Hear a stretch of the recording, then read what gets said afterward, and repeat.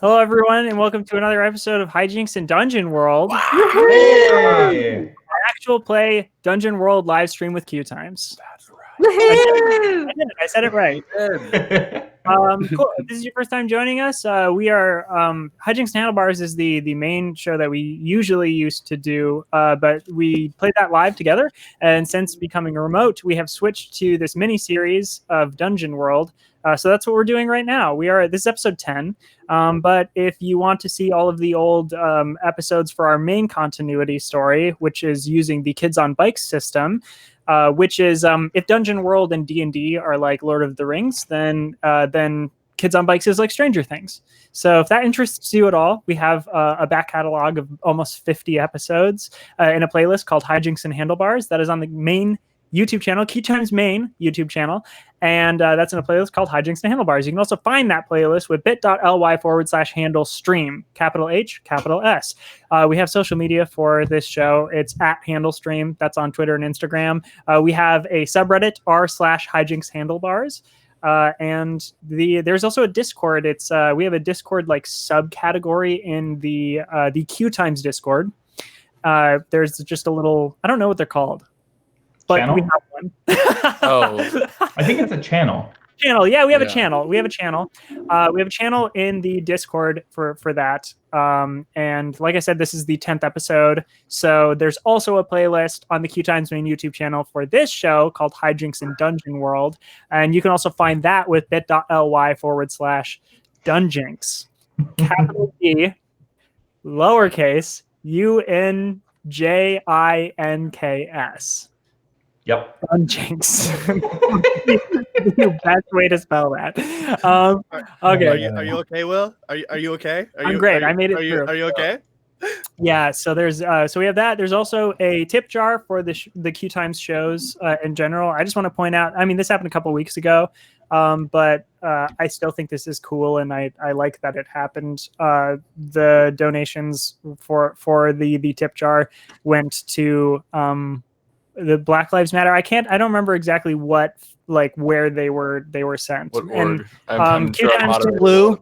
It was the Act Blue Bail Fund. So basically, it basically got split amongst a bunch of different locations for just different bailout. That's right. Yeah. Gotcha. Yeah. Cool. Well, and that was great. And that raised like about like a little over $4,000 or something, and that's amazing. And we really appreciate everybody who donated to that. That was really wonderful. The tip jar generally goes to these shows. All these shows, like people are kind of just like doing it because they want to, and we're still QueueTimes is still growing and is very small. So really, like the way to support us, that is the most direct and actionable is the tip jar. Now that I've said that, though, I do want to say, personally, I would rather your money be going to the bail funds or legal funds or to Black trans foundations or anything like that. I personally, at K William White, I have tweeted and like retweeted a bunch of resources and places that you can go for like donating your money if you have any. There are also a bunch of petitions that you can be signing right now. There's a lot of like actionable things you can do still inside of your home if you're worried about going outside because of COVID, which I hope you are still. Yeah. I hope everyone is still taking that danger. seriously. Yeah. It's unfortunate that like we're going through a pandemic at the same time as needing people out and on the streets, like really showing that frustration and demanding change. That's really inspiring, and at the same time like frightening just for the virus and like reasons like that, but it's necessary, and I just like the show Hijinks and Handlebars supports that indefinitely with no conditions. No matter what, we support the protests, we support the fight for justice with the organizers and the leaders of the movement in whatever means they seem fit. So I want to get that out of the way. And then let's see the last few things I want to say about our show. So back to this. This is a almost entirely fully improvised show. So I can't exactly say what we're going to be saying, like myself or what my players, about like 99.98% improvised. So that said, there's some things that might come up that you personally might find triggering or uncomfortable, and that's fine. We're not trying to make you uncomfortable. We're not trying to be like edgy or anything. In fact, we're doing the opposite. We are trying as hard as we can to be diverse and make our narrative accessible to as many people as possible. But that said, there are still things that you personally might not find comfortable that aren't necessarily offensive, like if we bring up spiders or if you have a fear of water or like drowning or things like that, Fire. because there's fire in every episode. I can guarantee that. I can guarantee a lot of yeah, but like an aspect of like drowning has come up in a recent episode, and that sort of thing. I can't exactly, like I said, give you like content warnings for every single thing that's going to happen, but if something comes up in an episode, if you're watching this live on Twitch, just stop watching. And if you need to, if you need to, just stop watching. Get a hold of us on social media if you want to continue watching the show and it's just like that part that you can't get past. Get a hold of us, be like, hey, can you kind of tell me what happened in the rest of this episode? Like, fill in for me, but don't like leave out this thing that I don't want to like hear about, and we will try to make sure that you can continue watching the show the best that we can, because that's important to us. But your health and your safety is more important than anything we're doing, so just be careful with yourself and think of yourself first and foremost. Last thing I think is that if you watch this on YouTube or even if you watch it on Twitch, leave comments, because I go back and I find them. Everyone. And you should all know, people who leave comments, you should know that by now, because I have responded to almost every single one of them. My favorite thing recently, I just did this yesterday. I went back through and people are leaving just quotes. Oh, cool. In the comment section. And I have no idea what they mean. Because it was so long ago that I have no clue. Do you think at some point we asked people to put quotes in the comments? Because I could see that happening. I feel like we did at some point. Yeah. I'm pretty sure I've done that. Yeah. Yeah. Well, I mean, it's great, and I appreciate it, and we go back and find it. Okay. Well, with all that said, hello, I am William, they, them. I am the GM for Hijinks and Dungeon World. I am Jonas, they, them, and I play Dowser, the salamander immolator, he, him, on Hijinks and Dungeon World. Hi, I am Spencer LaBelle, they, them. I will be playing Denial, the Eladrin thief, he, him. Hi, I'm Sam Richardson, he, him, and I am playing Ladislas, who's currently using he, him pronouns, but could change at any point during this episode as he is gender fluid, and he is an elven druid. Hi, I'm Franny, she, her, and I'm playing Brenner, they, them, who is a human paladin.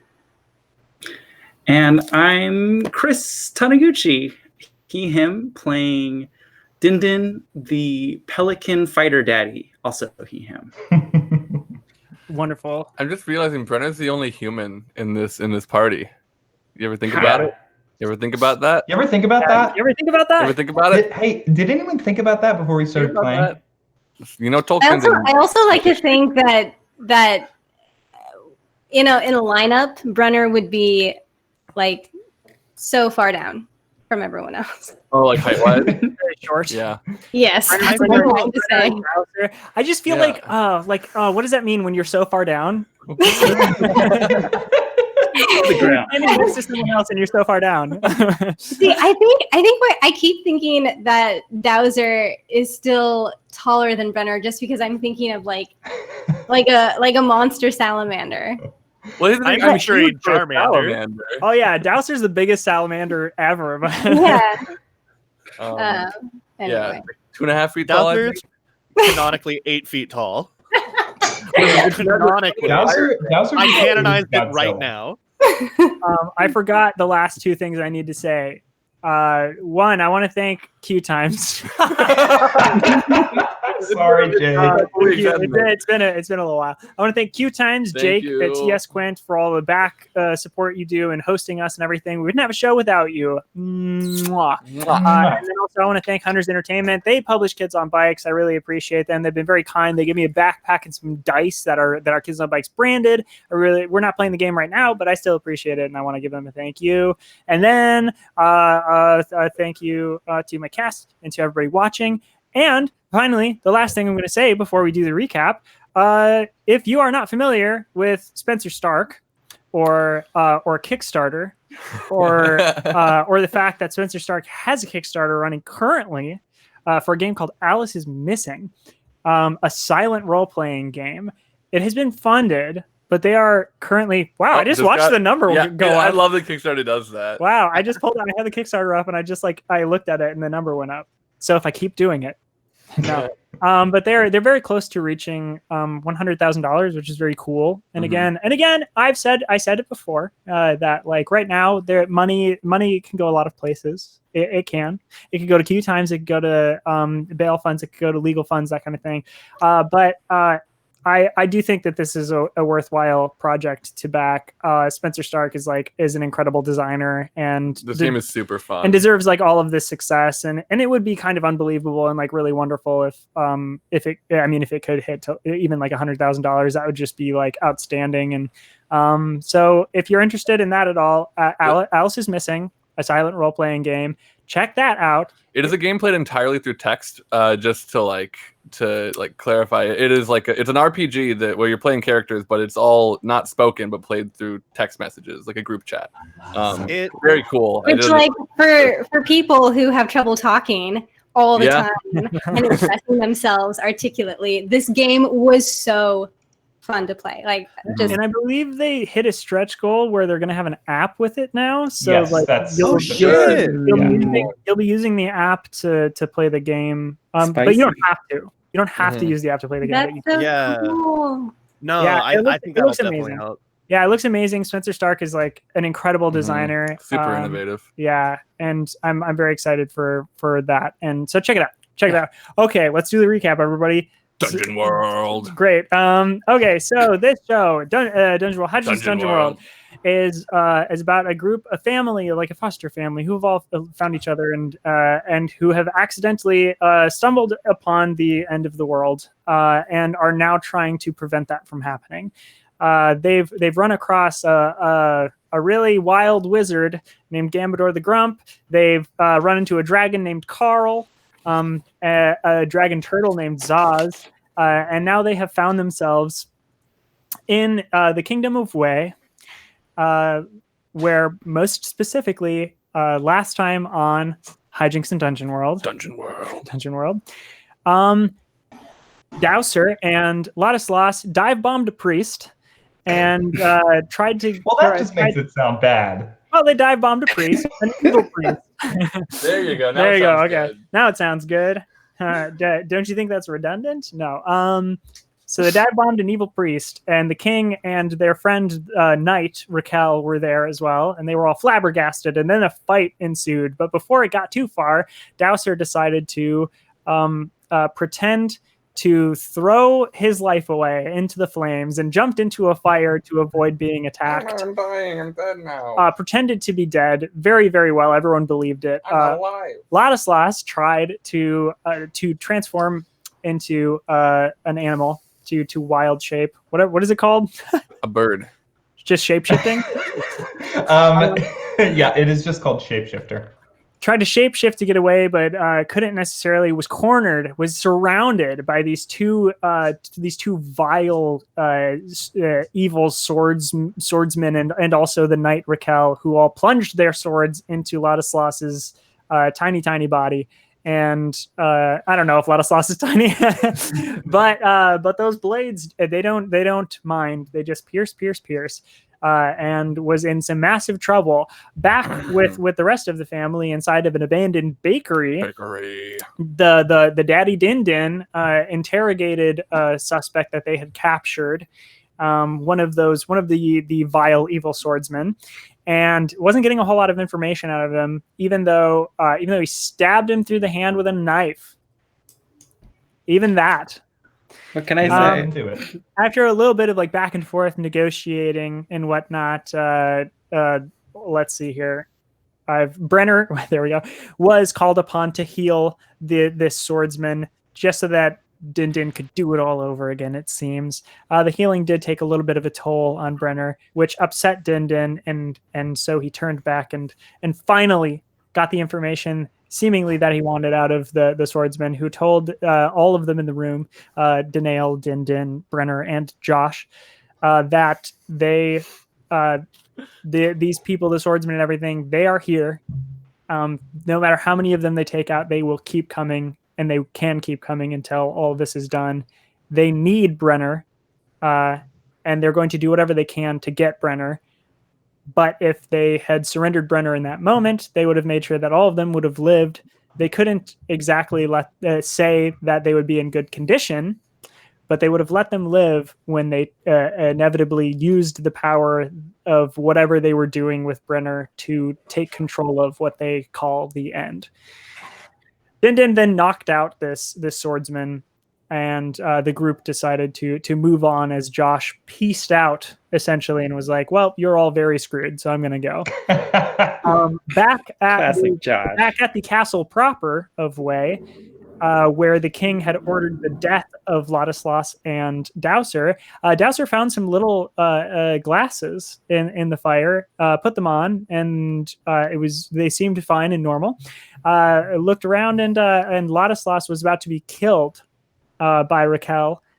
The guards, the soldiers of the castle, began surrounding this courtyard, and it seemed very dire for Ladislas. Then Dowser, who was dead, hopped out of the flames, new as the dragon god, fire lord. He laid in the flames talking for a long time before he leapt out. The flames ignited and sort of spoke themselves. Yes, the flames spoke itself, and told everyone to drop their weapons, to let Ladislas go, to repent for their sins, to drop their weapons and never ever pick them up again. There was a little bit of confusion back and forth, and but Dowser was able to convince everybody that the Lord of the Flames was in fact here and dangerous, and everyone needed to heed the warnings from the flame, to worship the flame and to listen.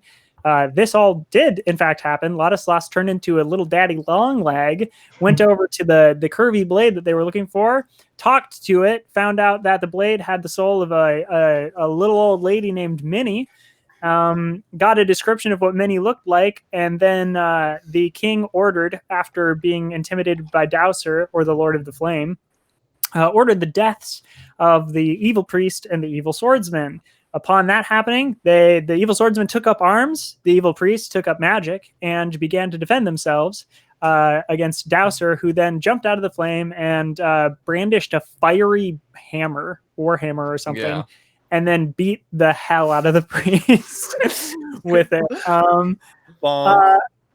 The swordsmen were then also quickly taken care of, and Ladislas picked up Dowser, Strogi picked up Dowser and Ladislas, and they flew away. They ended up right where Danail and Brenner and Din were after Danail had done a magic scan of the room to find out if there was anything magic about the swordsman, but found out the only magic there was the arrow that Danail had found, the robe, the cloak that Brenner was wearing, and the tattoo on the back of Josh's neck. Everybody said their goodbyes. They moseyed out. Ladislas, Strogi, and Dowser landed in front of them after Dowser did a surveyed the area of Wei using the newly found inspectacles. He found them in the fire to find the enemies that were nearby, and also to find Minnie. They smashed into an abandoned coffee shop. Brenner healed Ladislas, and then Ladislas and Danail and Dowser and Din had an argument about like what they should and shouldn't be doing, if they should be doing things alone, how rash they were being, whether or not they should be saving the world, and kind of like came to a head, sort of agreeing that right now at least they needed to go track down Minnie and accomplish like getting the soul out of the dagger and back into her body. So they all moved on to do that, and they tracked Minnie down to an alley. They got her to run towards them. They blocked off the entrance to the alley so no one would see it. Danail hit her, like very slightly grazed her in the leg with an arrow that had that was dipped in something that I can't remember. Oil of Taggart. Yeah, oil of Taggart, sleepy juice, and she fell asleep in the alley. And then immediately, without hesitation, Brenner stabbed the ritual dagger into Minnie's chest, and there was a big old magic boom. The dagger blew out of Minnie's body and landed on the ground beside them, and Minnie sat up to say, "I can feel again." And then everyone rushed for the dagger, but just before they could get to it, it exploded with dark, chaotic, like ghostly, ghouly energy, and that formed into what all of them saw in front of them: a large, looming, chainy devil. Not a chain devil, but a chainy devil. A chainy devil. Oh, that chainy devil. A cheeky devil. Oh, I thought we were talking about a Dick Cheney. That's devil. what I was. Wow. You just got to make it so political all the time. Yep. Oh, Look out! It has a shotgun, and it's shooting its friend. You're bringing politics into my fun game that is lacking in politics. Cool. So what is everybody doing? So I would say, Dowser, you were running towards this, but didn't get there quite in time. And oh gosh, Brenner, you were right there as well. So the two of you are the closest to this thing. Everyone else, you're looking kind of off in the distance. So I'll start with Brenner and Dowser. What would you like to do? I would like to don my inspectacles, and that is I want to read a bad situation. Discern realities. Yeah, discern reality. That one's for you, Sam. I'm going to act under pressure. Oh my god, I rolled a 12. Wow, okay. And that's plus 1, so 13. So I can ask any 3 questions that I want? On a roll of a 10 plus, ask any 3 questions you like. Cool. I have 2 questions, and then if anyone has ideas for it, and I will say, as long as Sight can give you the answers, the GM will tell you what okay, you want sure. Yeah. Okay, I guess like maybe this we need to talk about if Sight can see this or not, but is it going to be possible to reason with this devil versus fighting it based on like how it appears before us, mostly like what it's bringing? It's kind of like an insight check. Sure. But by reading its body language? Check. Yes. Yeah, I'm wondering if I think it would be possible to like reason with and talk this creature or person down. No. Okay. Probably not. Second question, and again, I might have to like take a I guess. do want to say I say no, but like if you did something like just right, it could be possible. It's possible. I mean, but as of right now, it is not at all interested. I'm a GM to never say like fundamentally no for most things, but yeah. Does it have any areas that are like flashing red or like are clearly of a different color scheme than the rest of it that's just begging to be shot? Yeah, are there big eyes in its hands? Is he ugly? Does he have any like visible like Did you ask if he's ugly? Yeah. I wanna see if like hey, you need the spectacles for that information. Is there a flash that comes out when it gets stunned? How does fire probably interact with this thing? Probably not at all unless it's magical. Okay. Is my fire magical? I don't know. I don't think it is. I don't think that's a glasses question. I think that's a book question. But I think my you look down at your hands and you're like, is my fire magical? And I say no. That's your third question. Okay. No, I think that they can become magical. So yeah, do we have like your firebrand, the fire that you summon, since it is inherently summoned fire, would have to be magical. I don't know. Fire that you like the Zuko style thing where you like manipulate extant fire, it would be non-magical fire, would it not? I think Dowser can just produce fire. Like it's almost like a fire breath that like Dowser turns into like a weapon or something. So I don't know if to me it seems inherently magical, but if there's a move that you can take later that like turns your fire. The thinking of doesn't, it just ignores armor. the upgrade to the fire I can take. So there is something that makes it magical. Oh, well, then I think your fire's probably magical. I don't know. Okay. I don't care. If we want to add a cross reference there, for the wizards who can cast Fireball, there's nothing within the text of Fireball which specifies that the Fireball fire is magic. So I think that would mean it is implied that anything the Immolator does would be magical. Cool. Okay. Sure. Cool. Sweet. Sick. Since we talked about it for so long, I'm going to burn my third question on figuring that. Dowser just looks at his hand for a while Cool. and he just out loud says, yes. Brenner, what would you like to do? In front of you, this chainy devil had the chains that have appeared around it. They are wrapped around this chain devil's forearms. It has 4 arms. Chainy devil. This chainy devil. It has 4 arms, 4 heaping, muscular, just pulsing, disgusting arms that are wrapped in chains, and the chains are fire red hot. They're glowing, and it's whipping them around, and it like the face is like disgruntled, and it's creased, and it's angry, and it looks at you, and it goes, what do you do? And I say, do you even lift, bro? And it dies on the spot. No, I'm just kidding. Can I do parlay? Oh my god. Classic Brenner. You can do whatever you want. Yes, you can do parlay. I will say, okay, here's the reading for parlay, so you probably actually can't. When you have leverage on a GM character and manipulate them, I don't think you have leverage unless you can. Don't I have a 1-up from like almost being a victim of like a sacrificial knife? No. Oh. What about that sick burn just now, though? That sick burn. What? That's gotta at least be a step towards leverage. Here, tell me what you want to do. I mean, I don't know for sure. I just want to know if Brenner can somehow have like a connection with this demon. I mean, Brenner wants to Brenner it. Here's the thing.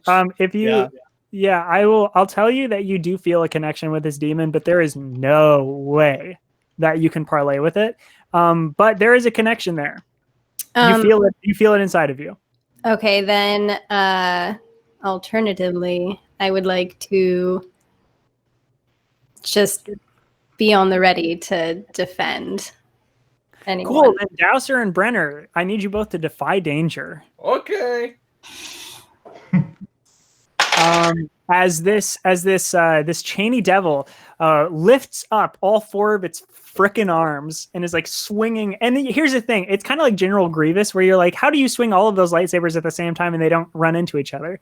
Yeah, this chainy devil is doing that with four chains, just whipping them around. Like, whoa, whoa, whoa, whoa, whoa, whoa, and then whoom, like swings all of them in at the same time to lash at both of you. What would you like to do? I want to yell at it. I want to scream at it as it's about to lash at us, and like kind of start to move left as I scream, and then I'm gonna dive right as I catch it off guard.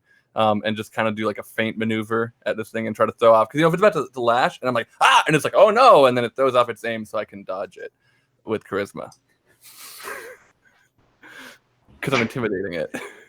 Huh. I feel like I explained that really well. You did. But here's the thing.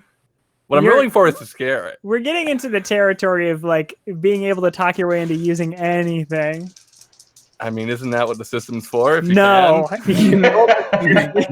can? William White, I'm not a GM that says no. No. I say no.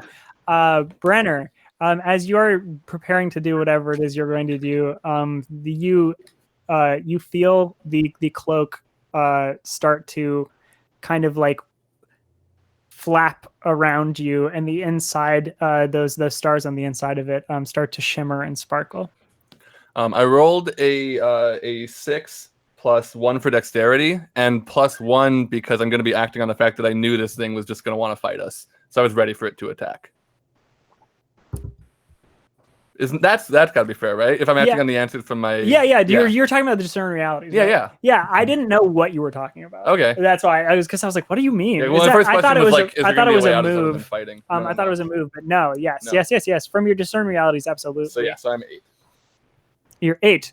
Okay, cool. On a 7 to 9, you stumble, hesitate, or flinch. The GM will offer you a worse outcome, hard bargain, or ugly choice. I guess here, if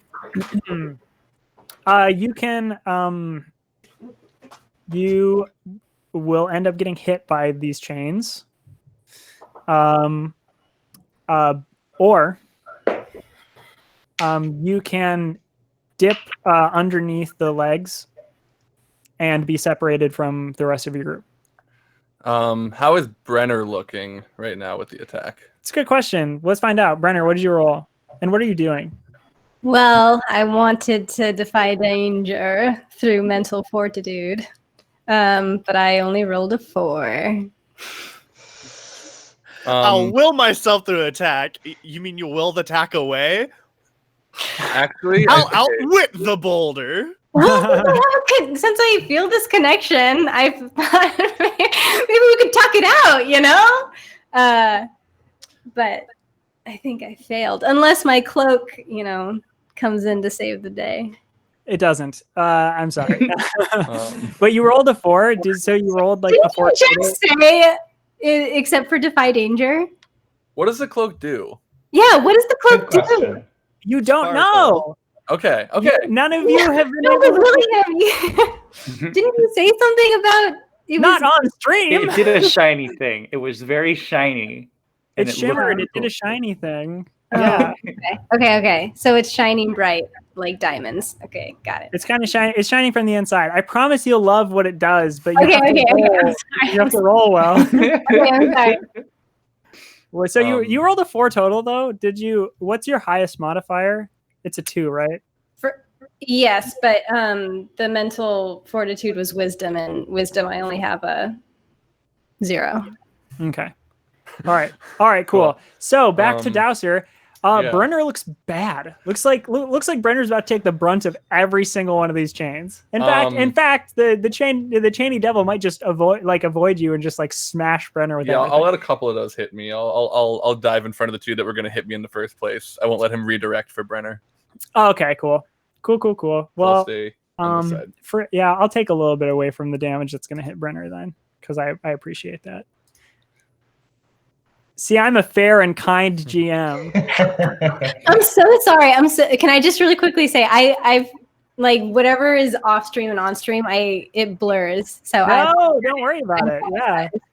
Okay. I was wondering why I didn't remember that at all. I was like, what are you talking about? No, I told you off stream so that you'd be prepared for what was gonna. I'm sorry you don't remember. Okay.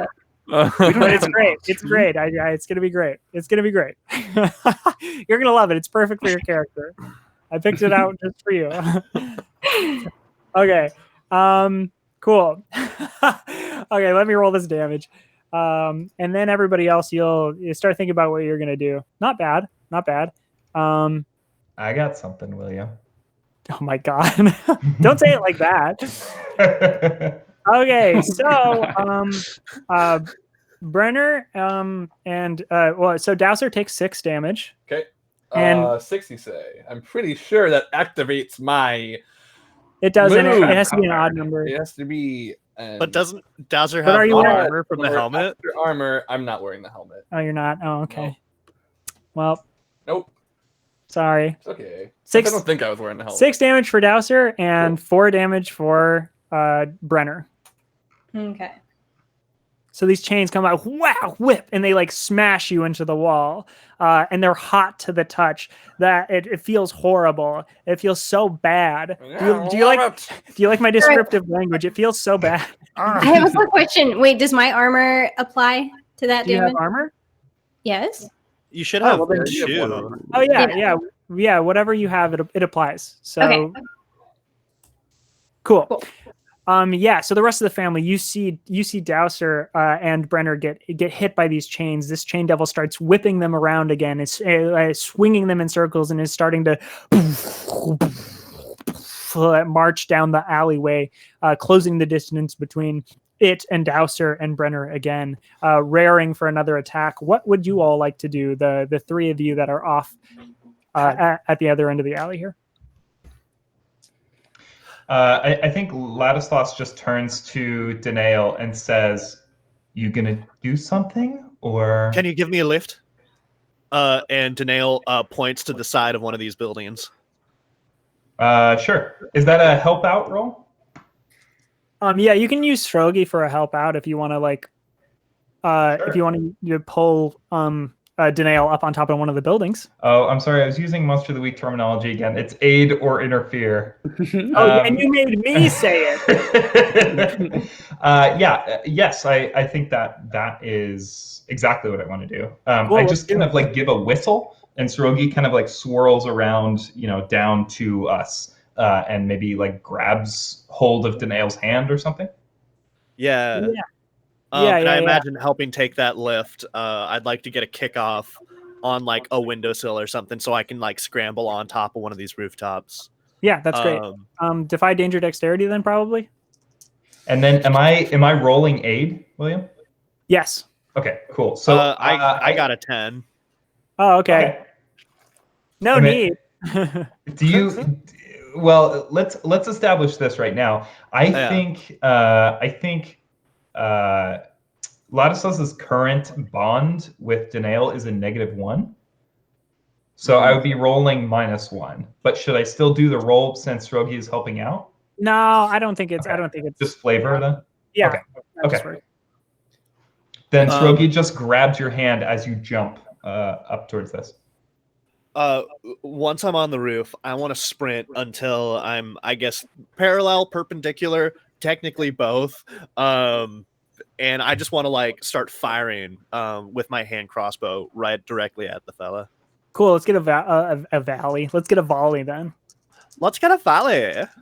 Let's get a volley. Oh, that wasn't as good. That's gonna be a 5 + 10. For a 7. All right, that was gonna be 5 + 10. That's 7. Yeah. I'm like really accurate. 10. Okay, so you said 7. Yeah. Okay, on a 7 to 9, choose one.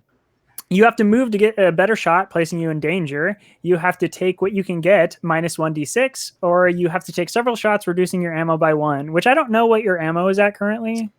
I think I'm still at 3, since there hasn't been any situation where I wasn't able to like recover ammo after a fight. Yeah, I think you've been recovering ammo, and also you've generally been choosing to place yourself in danger, if I remember correctly. So. What I think makes a lot of sense though is like with all these whirling chains, they're clearly like I'm having to like snap a few shots as like the whirling chains are like smashing arrows out of the air.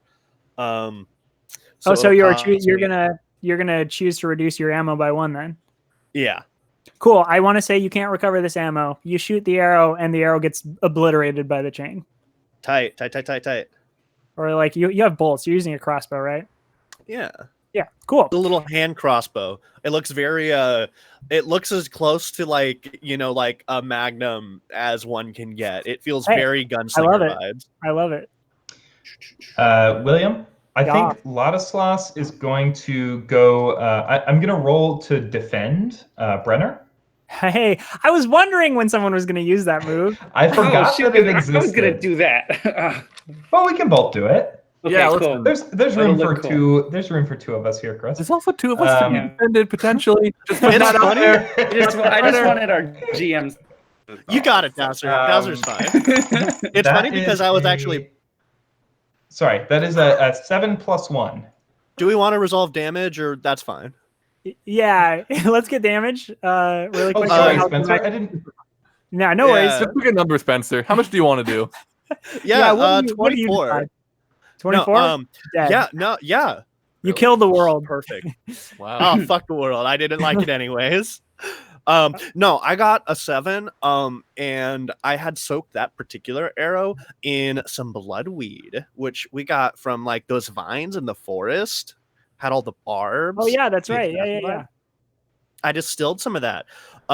So that thing is probably going to feel. Bloodweed is designed to sap a person's strength. It instills heavy fatigue. Unlike Oil of Taggart, where it puts subconscious to sleep, it just saps their strength a little bit, so they deal minus 1d4 damage ongoing. Oh, sick. Okay, cool. That's awesome. Cool. That's awesome. No, that's just great. That's like, it's great, and yeah, you'll see. William, I have a question about defending. How do you time it out? Is it a preemptive thing, or do you do it when somebody gets attacked? Here, I'll just read. I'm going to read it, and we're going to resolve it for Ladislaus. So when we can go through that. So defend. When you stand in defense of a person, item, or location under attack, roll plus Constitution plus Con. On a 10 plus, hold 3. On a 7 to 9, hold 1. So long as you stand in defense, when you or the thing you defend is attacked, you may spend 1 hold for 1 to choose an option. You can redirect an attack from the thing you defend to yourself, have the attack's effect or damage, open up the attacker to an ally, giving that ally +1 forward against the attacker, or deal damage to the attacker equal to your level. Cool. So that is a preemptive move. And if you have 3 holds, you do all those at once, and not all, but all 3 of them at once. Yeah. When you are the attacked, you may spend hold 1 for 1. But does that mean like you can only spend 1? Or yeah, I think you can only spend 1 at a time. I think. Okay. No. I think it means that you can spend each hold has to be 1 thing. Like it's not like 1 hold you can do all of those things. It's saying like 1 hold is 1 of those things. I see what you're saying. Yep. Okay. Cool. So you could do it 3 times in a row, or you could do a burst of like 3 things. Yeah. Okay. Yeah. Cool. So I rolled an 8, so I'm holding 1, and the thing I'm going to do is this. I guess is just for the next time this thing attacks Brenner. Okay. I'm going to redirect an attack from the thing you defend to yourself. Okay. Cool. So.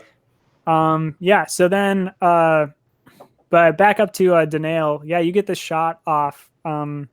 And you actually like you hit it, and it kind of like doesn't even acknowledge that it's happened. I like to think, if I can interject, that I kind of hit it right in like the meaty part of one of its. You said it has 4 arms? Yeah, it's rippling, disgusting bicep. Yeah, I get it. One of it, and it's probably. I picture I hopped on the right wall, so if it's facing us, probably its upper left arm, and it just kind of like the arm itself just kind of falls limp. But then it's still got 3 arms, so it's like whatever. It's like fine, whatever. It's still heading towards Dowser and Brenner. Narratively, I'm just saying you didn't put yourself in danger, so I'm not going to have it pay attention to you. But yeah. And then finally, Din, what would you like to do? Okay, so I guess I'm running in and attacking that instead of defending. Cool, going in. Cool, going in. Guys, I'm going into the mainframe. And that is 10. 10 for hack and slash? For hack and slash, yeah. Cool. Okay. Well, you can either choose to do an additional d6 of damage or not expose yourself to the enemy. I'll do an additional d6 and expose myself. All right. Cool. I hate it when Dad exposes himself. Okay. Oh, God. William. Oh, me.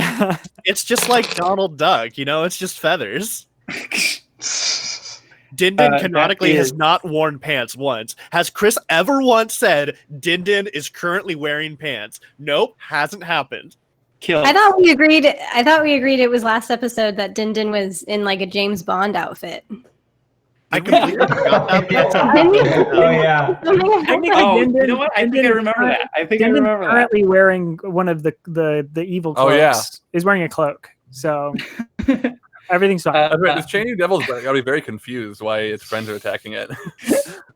If it even knows what friends are. So you got 9 damage and 2 piercing.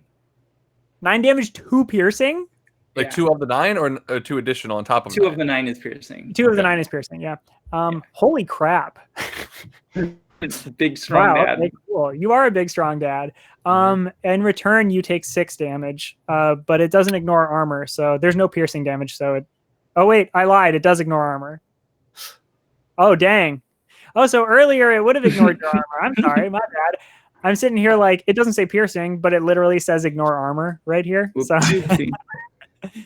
okay, so take 6 damage. Just flat 6 damage. Does not ignore armor. But you tell me what this attack looks like. You're not killing this thing, but it is you're doing a big bad to it. I think that he used like his leg to kind of stop the trajectory of one of his arms, and then that opened him up to like a big stab. Yeah, but I just he's stuck inside for a little bit. Hell yeah. Real quick, also, I rolled a d4 for the poison, and I rolled a 4 on the d4, so actually you just take 2 damage. Oh, nice. Great. Okay, cool. So yeah, he gets opened up while trying to attack you, and you just like put your knife right in there, and this creature lets out a roar that sounds pretty bad. Again, that flowery language. I'm a poet. Can I? Yes, Dowser. I would like to leap onto it. So it's which of the 4 arms is currently out of combat, Spencer? It's facing upper left. It's upper left. Yeah. It's upper left. Okay. So I'm gonna leap onto it and try to like kind of hook onto its back and grab right below, or actually right at where it's holding the 2 chains with its lower hands. Basically grab hands with it and use a move that I'll read the text of just to remind us. Called Handcrafted. You may use your hands in place of tools and fire to craft metal objects. Mundane weapons, armor, and metal jewelry can all be formed from the raw components. You may unmake these things as well, but to do so without time and safety might require that you defy danger first. So basically, I want to melt them where he's holding them so that the extended parts of the chains he's swinging around just fall off. Okay. And he just has one to him. Okay. So we have to do defy danger with, I assume, Constitution, because that is my firebending. Yeah. And obviously, I'm putting myself in danger if I roll poorly. Yes, absolutely. But I rolled a 9 + 2 for 11. Okay. On defy danger. So I do what I wanted to do. Cool. Obviously, he could pick them up. I don't want to put ideas in your head. No, I know. But right now, yeah. So just like they just melt where he's holding them, and so let me get this straight. There's only 1 chain left in the correct. hand. Yeah. And I guess probably some like lava or molten metal on the ground now. Cool. Because the chain has to become something. Yeah, that's dope. I'm gonna have him kind of roll damage at disadvantage now. Cool. That's kind of awesome. This is why I loved what Spencer did, because I was like, oh, let's just make it so he can't hurt us at all, and then we win. Yeah. And then we win. Yeah, he keeps hitting, but he's doing like 0 damage. Punches you right in the chest. I laugh. And then, all right, back to let's get Brenner. So this thing, I mean, like Dowser just like jumped on its back, and your father, your din daddy, is just right in front of it, like stabbing into it, and it's still like kind of moving forward towards you. Lifts up its little chain, the final chain. Cute little chain. Its cute little chain is swinging it and is and swinging towards you. What would you like to do? Am I able, and Spencer, check me on this, would I be able to use a 1st level cleric spell? Yes, you can. I wanna do cause fear. Fuck yeah. Ooh. Yeah. Yes. So for you as a cleric, that's going to be 2d6 plus wisdom. Okay. Oh my god. And I started this fight by screaming at it, so if it's just a little delayed, you know? Yeah. A 7. You will fear it. 7? Yeah. Just to read, the cleric cast a spell. So on a 7 to 9, the spell is cast, but choose 1. You draw unwelcome attention or put yourself in a spot. GM will tell you how. Your casting distances you from your deity. Take -1 ongoing to cast a spell until the next time you commune and prepare your spells. Or after it is cast, the spell is revoked by your deity. You cannot cast the spell again until you commune and have it granted to you again. What was the very first one? The first one is you would draw unwelcome attention.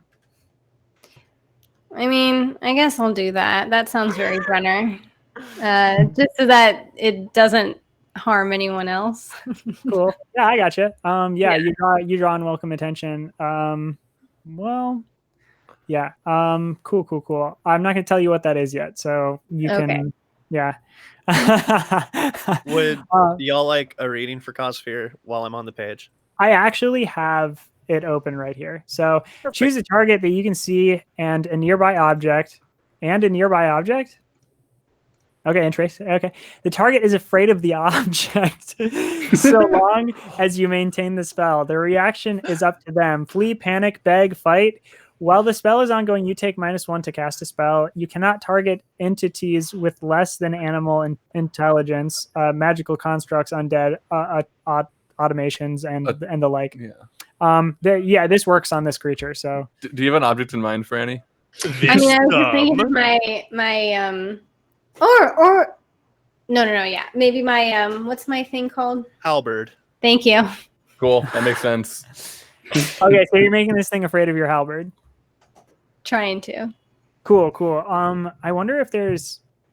Okay, it's up to me. So flee, panic, beg, fight. Yeah. So this thing, I think you're instilling fear for the first time in this creature's life. I don't think it's ever been afraid before. That sounds like a panic situation to me. Oh yeah, and it like just starts rapidly backing away from you, and it blows through what Din had put up, that booth. And it blows out of the alleyway while Dowser is still like... Yeah, I'm not letting go. Oh, no. I'm still hanging out, like my feet are flying behind. And its chain is its chain is crashing into the buildings like nearby and bringing down like sections of these shops that had already been damaged by the dragon attack. And it's effectively like just running away from you. All right. I suppose, like, I don't know, Dowser, you're on there. You wanted, Wait. Yeah. What's up, Ladislaus? Go for it. Oh, I just had one more thing I wanted to do potentially before things escalate with Brenner because they have drawn unwelcome attention to themselves. Sure. I am curious if you'll let me do this. I would like to shapeshift. Okay. You can. Into a Yeti. Here's my justification for that. One of my places that I am tied to, one of my starting moves is Born of the Soil, and I got to pick like starting places that I could kind of pull animals and things from that I could shapeshift into. And the one that I originally chose was the Great Forests, but because of another move that I took, I got to choose another one of these, in which I chose the Towering Mountains. And I know that's where you got Strogi too, right? Yeah, exactly. I think in the quest for Strogi, you very well could have encountered a Yeti. Sick. I'm now picturing this whole flashback episode where like you and Strogi met for the first time. You were fighting a Yeti. Yeah, Strogi saved you, and then like you killed a Yeti, and that's why you've had that Yeti fur around your shoulders this whole time. God! I've got all kinds of stuff. Ladislaus picked up an egg while he was in the mountains meeting Strogi too. But anyway, so let's see what I'm gonna roll here. Okay, that is 2 6s plus 2. That's a 14. Okay, all right. Oh my God. Okay. So I shapeshift into a Yeti, and William, if you'll let me, as one of my hold, I would like to rip part of the one of the buildings on either side of us. I would like to rip out part of the wall and throw it after the retreating creature. Careful. Yeah. Careful. You know what? Yeah. Yes, you can do that. Cool. I do it then. Roll your damage. Okay. Dowster, can you defy danger for me? Yeah, sure. So I want to roll Constitution, because what I was setting up to do was to basically tighten myself around its middle, since it's screaming and running and freaking out. I want to just stop it from breathing, so it'll collapse down. Sure. So I'm just gonna basically, I was moving to its stomach anyway to hold on, so I'll just do that. And since this is like since Sam is using a hold on this, I want you to roll with advantage, because like Sam is in control, but this is a little bit of a hazy situation. So roll with advantage. And what did you roll? I rolled 2 6s with the first 2, so I'll just use those. Wow! Oh my god! And then 14. What did you roll for damage? Also, by the way, Srogi is diving down on this thing from above, helping me to hurt it, and so I'm going to add his ferocity to my damage. So that's going to be 6 damage total. Okay. Bonk. How does it happen? I think it's a lot less cinematic than maybe Ladislas wants it to be. Like Ladislas just grabs part of this building, just like yanks out one of the like supporting beams from this building, and just completely chucks it at this guy at the same moment that Srogi kind of like dive bombs him, and it just like this huge log just like pile drives this thing to the ground. And it just doesn't get up. And then I squeeze out from underneath it. Yeah. When it like hits and it like completely like dies, it just dissolves away and like back into the ground. And Perfect. it's gone. And now there's a new flagpole. And the chains on the ground also disappear. The ones that had been melted off by Dowser, they're just, and they're gone as well. And no sign of them? No sign of them or anything. You hear from a little bit away, basically at like the shop center area, people are like, "What was that?" Like, and you hear footsteps starting to go towards that. And Sam, I'm going to give you an opportunity right now. Sure. As a dagger is flying right past you towards Brenner. Yeah, I just get in the way. I think this Yeti is pretty big. I just take a single step into the way of the dagger's path. Okay.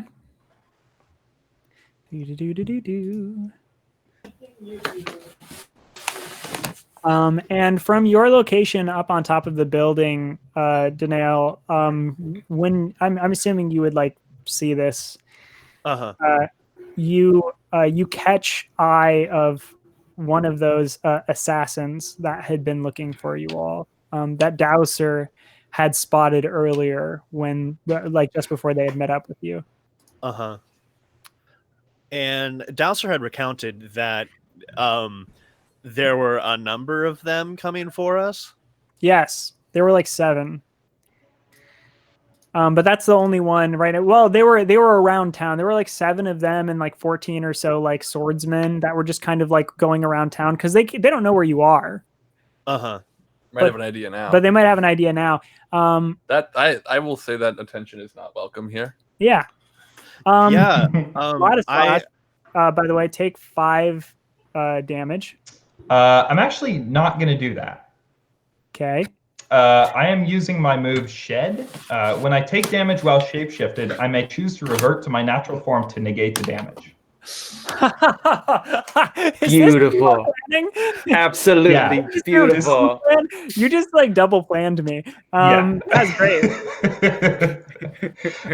So I just I think the dagger like hits me and it just like causes me to like shrink in on myself back into my elven form, and it just clatters harmlessly to the ground in front of me. There's like a poof of fur, and now you're like your height again. Yeah.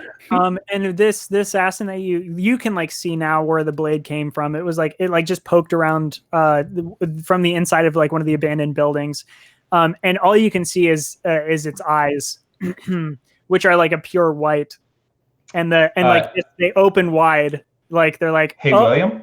Yeah. Can I throw the dagger back? Yeah, sure. Would this be volley? I would take a volley on this, yeah. Okay, volley is dexterity, which is not my strong suit. We'll see how this goes. That is a 5 plus 1 is 6 plus 0. Cool. This big, very nice moment immediately counteracted by Ladislas trying to throw the dagger back.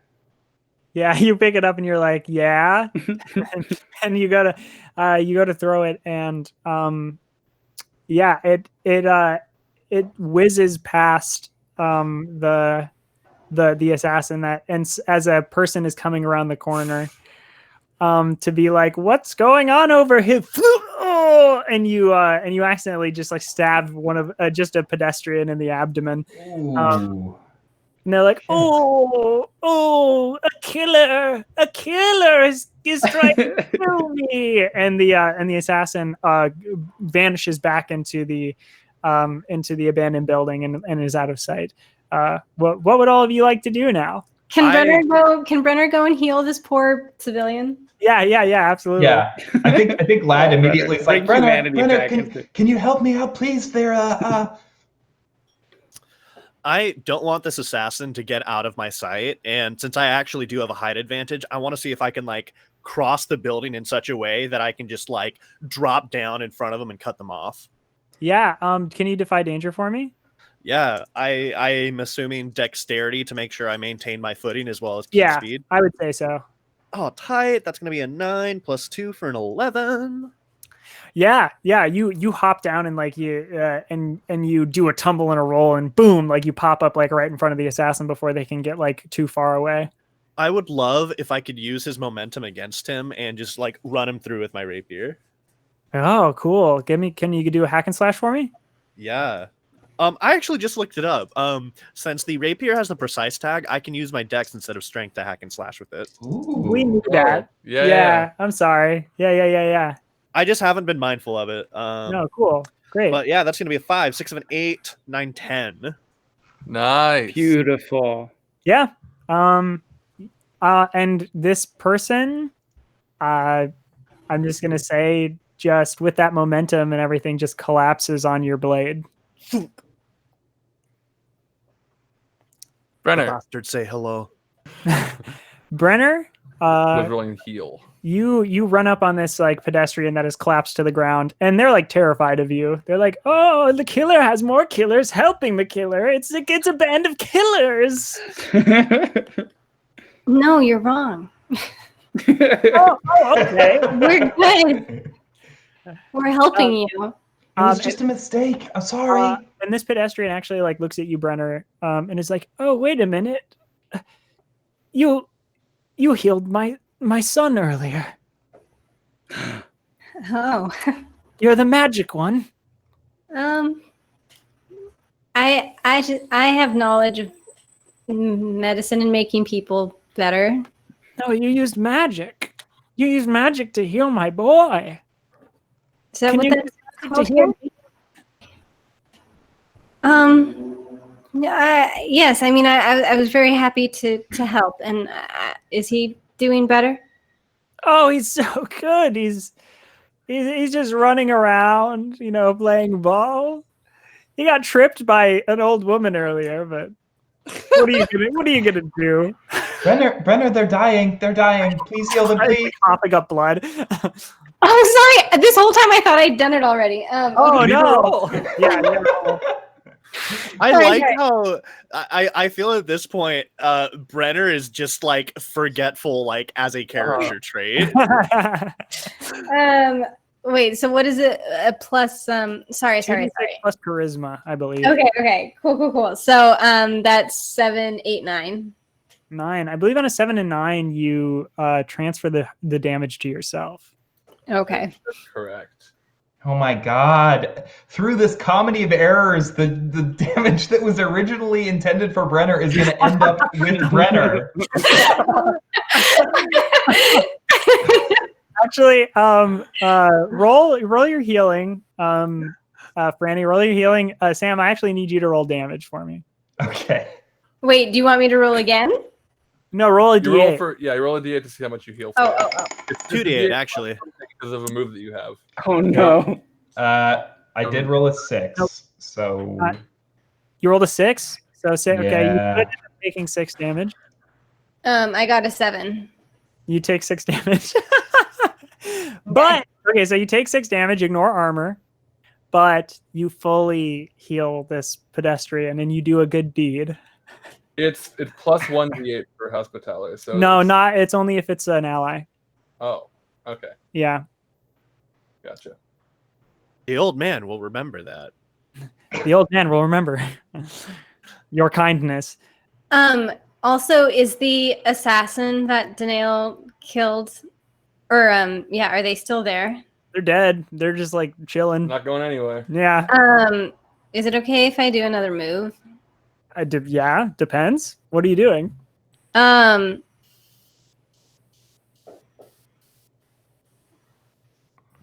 Wait, sorry. Will you come back to me?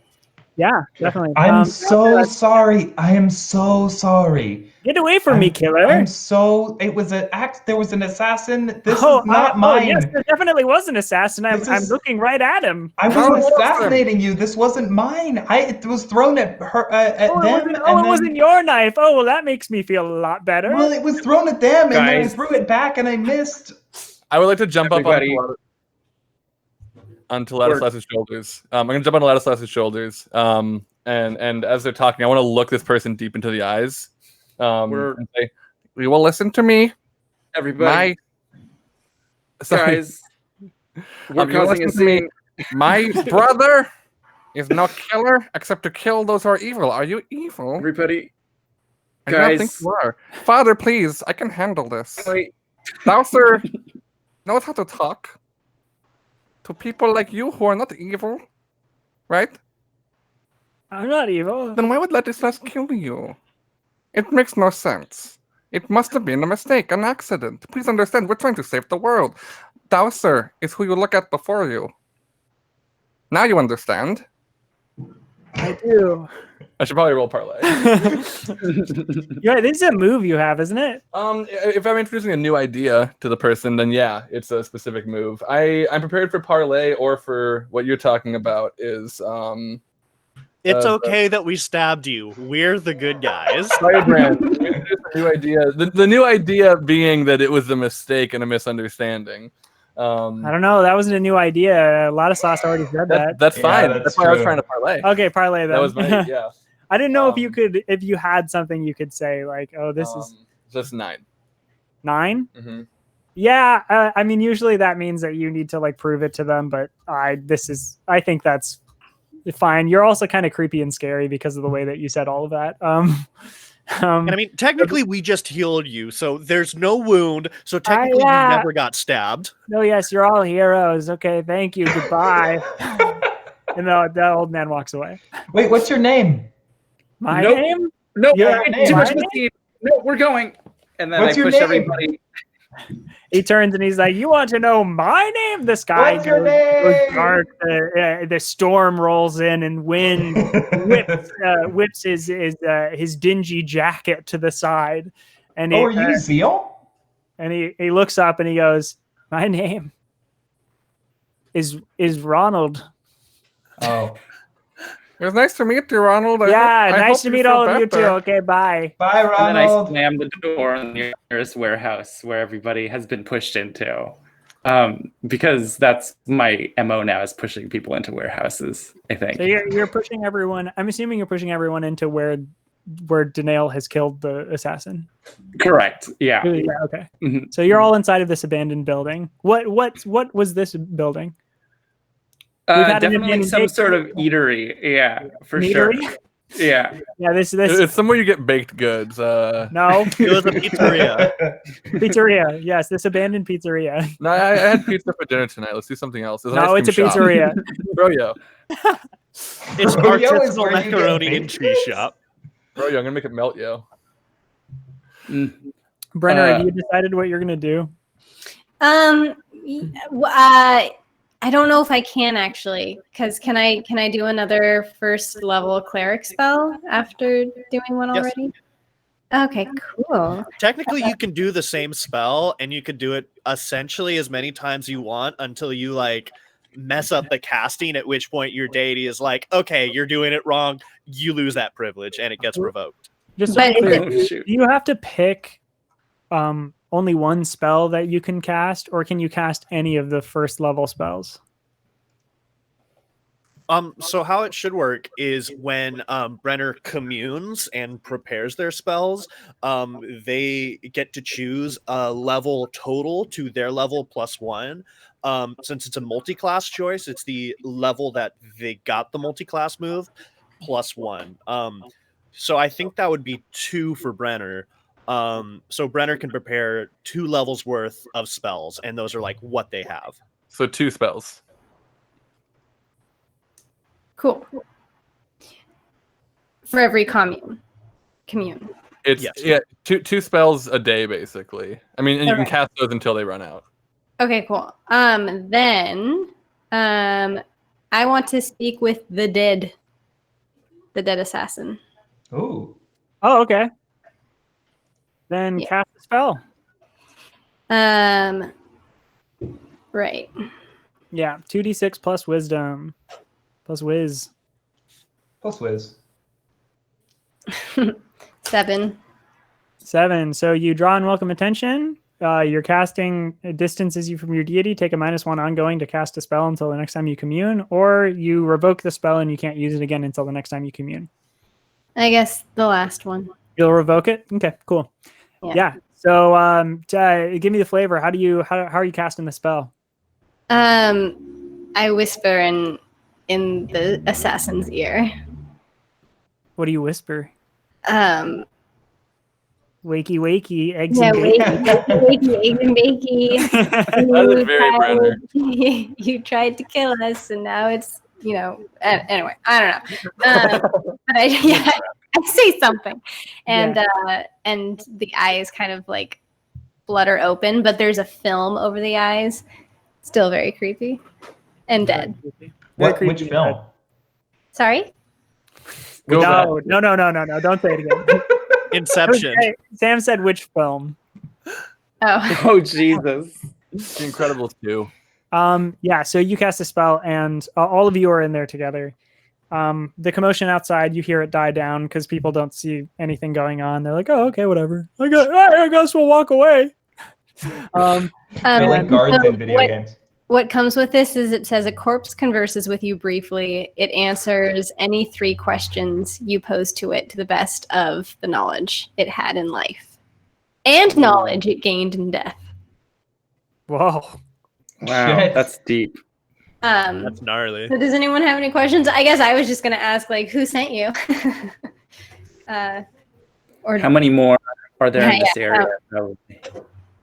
You already You know. got this. You know that. You know. Dowser figured that out Maybe earlier. we want to ask how 7. can we stop you from coming after us? That might be nice. Yeah. If we can. But how can we what? how can we stop you from coming after us? Like your group? Yeah, let's ask that. So you're asking how can we stop you from coming after us? Yes. Okay. So like you can't see its like mouth moving because it's underneath a cloth. But you see like the movement and suddenly you hear, we will stop coming after you when we have the child to complete our ritual. I'm taking off their cloak. It just looks like a normal dude. Just a normal dude. Just looks like a normal dude. It's a normal human. Who Just doesn't have a chill. cloak that needs one? Because Me. That was oh it. yeah, okay. And then I throw the cloak over to Laz. I'll just be your witness. Fine. Lad just throws the cloak over and says, "Oh, I've got a question. Brenner, why don't you ask them how we can cloak ourselves from them? How we can hide ourselves as we travel?" Yeah. How can we hide ourselves while we're traveling from you? How do we protect ourselves? Or hide ourselves. We are everywhere. There is not a way for us to track you right now. The only way we've been doing it is because you are clumsy and rash. Feels Danail guilty. stares at Yeah, Ladislas fair very hard. Ladislas just stares right back. I is have true. one actually. If this is our final question, I've been wondering for what reason were the sacrifices that were chosen? For what reason were they chosen? They have. Is this good that it's the last question? Is that everybody? cool with you? Well, Doesn't Brenner have to ask? Yeah. Yeah. Well, yeah. Yeah, I'm asking the What- group.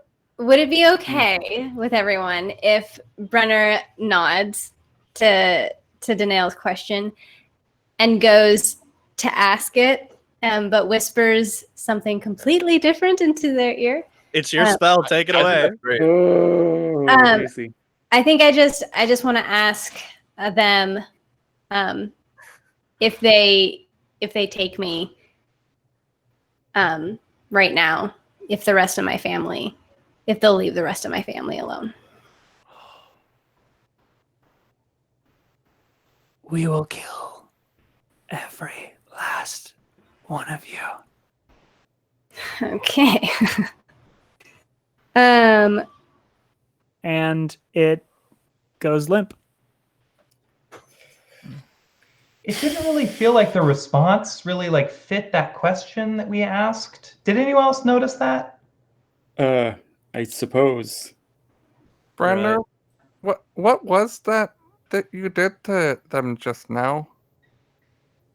Speak with the dead. How?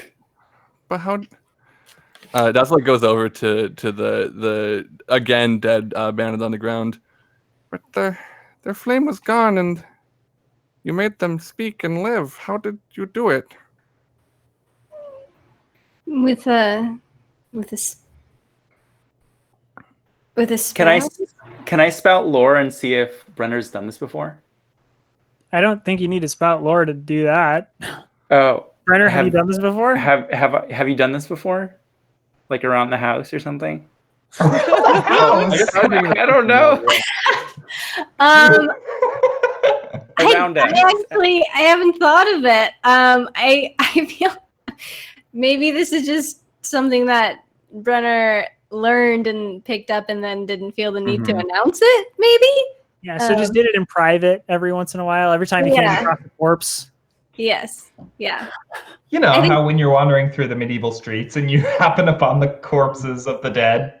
Or who knows, maybe I would find a dead animal somewhere and practice on them. Yeah. I mean, you can't talk to an animal, but yes, that's fine with me. That seems legit. I mean, I've seen far worse. Danail carries poisons with them. And apparently Lad can turn into the Yeti, so Oh yeah, it's I a met weird Yeti. family. It was a really like crazy adventure that I am now telling all of you. And now I've finished telling all of you about this adventure that I went on with the Yeti. I can't believe you never told us about that adventure you had. Yeah, it was I so feel like crazy. I've seen you in a new light.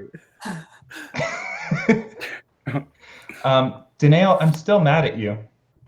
Yeah, well, the feeling's mutual. And Danail finishes. Danail has taken a shaker of salt from behind the counter and has been spreading it out in a circle.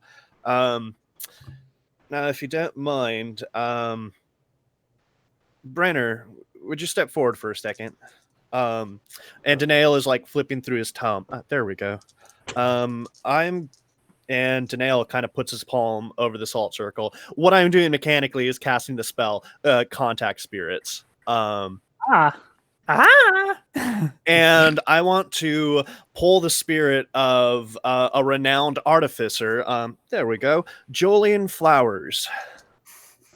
And I got a 6, 7, 8, 9 to cast the spell. And I'm hoping this artificer will be able to identify these magic items we have acquired. Oh, I'd be happy to help how I can. This is a character I played in a different D&D game with Spencer.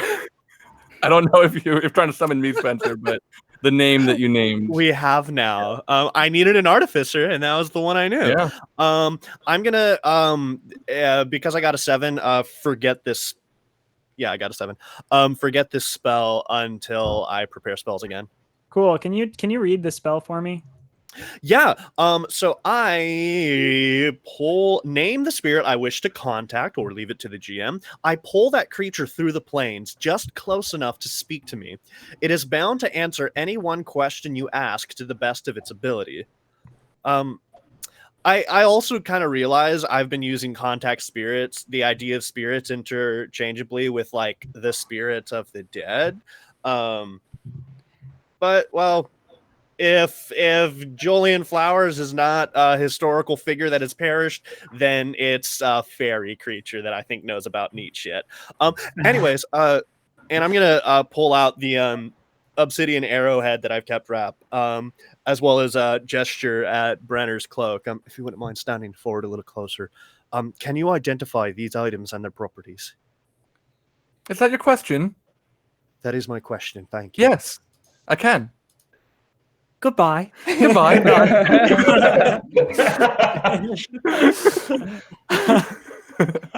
Okay, now hang on. My intention was very clearly No, it's very so yes, what you hold is an arrow of Akron, crafted in darkness. These arrows can find their target in even the deepest darkness. An archer may fire them blindly in the dark, with eyes bound by heavy cloth, and still be assured of a clean shot. If the light of the sun ever touches the arrows, however, they come apart like shadows in dust.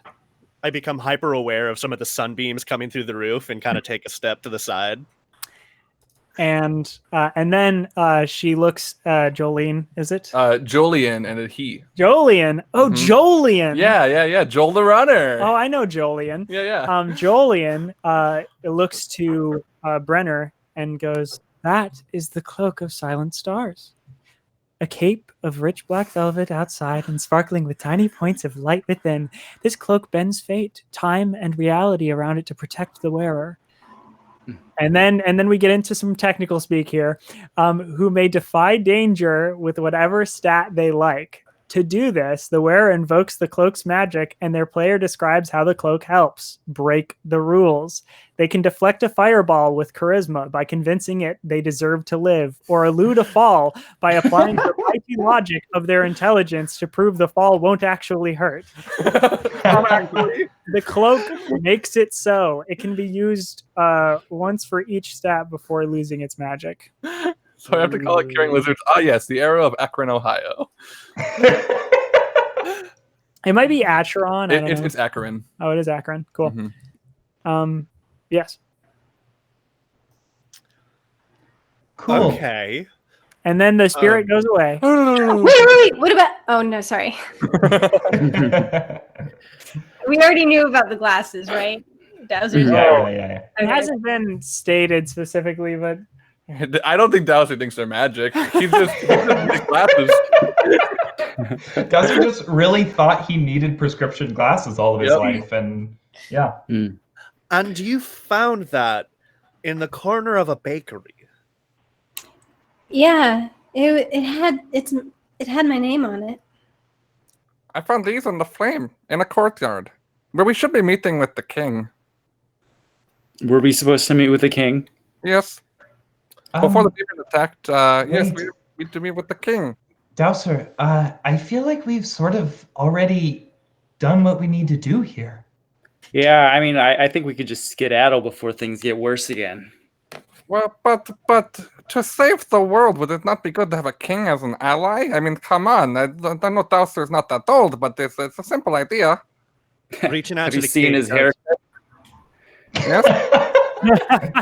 And actually, I think we're going to go to our break there. All right, we're going to take a 10-minute break. We'll be back. We'll be back at 9:06. Cool. Thank you. Thank you. Okay, so you're all deciding whether or not you're going to stay or leave. What's the consensus? I I mean, I think if the consensus is we're headed to the king, I mean, unless there's anything else we're dying to do in this warehouse, I would love to just cut to like headed that way. How does everyone feel about that? Yeah. Sure. Yeah. Okay. Yeah, I mean, like on the way there, We go mean, there. like, Yeah. on the way there, you can I mean, like between Danail and Dowser on the lookout, like all of you wearing cloaks that match the people who are looking for you. I mean, like Except for me, I'm dressed like a wizard. You're just like a wizard, but you have your in spectacles, and you're kind of like keeping track of where people are. And I think you get to the castle, no hassle. Hey. Oh god. and you just come up to the front, and they're expecting you. Okay, these guys kind of respect me as like a fire flame, lord of a flame. I am the eternal flame, just so we know. So what we're going in with, Dowser is very well respected and there are soldiers that are soldiers with spears that are up on kind of like the barracks pillars here, before you enter into like the main castle. And as soon as they catch eye of Dowser, as this bespectacled wizard, you see them like drop their weapons and immediately like start bowing, and they're like, oh, the flame lord of the flame, just the flame, please. The flame, just the flame. Dowser created a religion? Not created, just spread like fire does. You hear a cranking like in a chain, kind of like chain. Sorry, chains are scary now. Jesus Christ. That was so loud. Oh my god. You hear this chain like motion, like just like cranking in the door. It lifts in front of you into the main castle, like barracks area of the courtyard where you had been previously, Ladislas and Dowser, and you are greeted by Raquel. Raquel, Hi, Raquel. Guys. Hi, yes, I'm very sorry about everything. Hello, the flame. You can call me Dowser. Hello, Dowser. And yeah, it's good. Oh, all of you. Okay. See, I was under the impression that you might actually be captured because you were along here with these cloaked individuals, but I see it is just your family. Yes, we're incognito, which means that we are in disguise. Oh, thank you so much for informing me on what that meant, Dowser. You're welcome, Raquel. The king is in the main dining hall. If all of you would like to join me, you may partake in a feast along with us, and then we shall discuss what has happened here today, if that seems all right with all of you. I do want to reiterate how sorry I am for stabbing my boy too, so that we're all on the same page. Yes, for stabbing your boy. We are on the same page. I mean, Dowser forgives you. Thank you, Dowser. Very welcome. I would appreciate not being stabbed again. If we could just put that sort of out in I have no intention of stabbing you again. Okay, but like intentions are great, but if we could just sort of, if I could have it in writing, or do you really want it in writing? Do you want me to grab a quill and? I mean, yeah. Let's go to the dining hall. I'll write up a little form for you about how I'm not. You don't need to do that, Raquel. No. No. Yes, we want this. I must. It's the least I can do for stabbing you in the gut. It really hurt, for the record. I was fine because all of my family was here, but it did hurt a lot.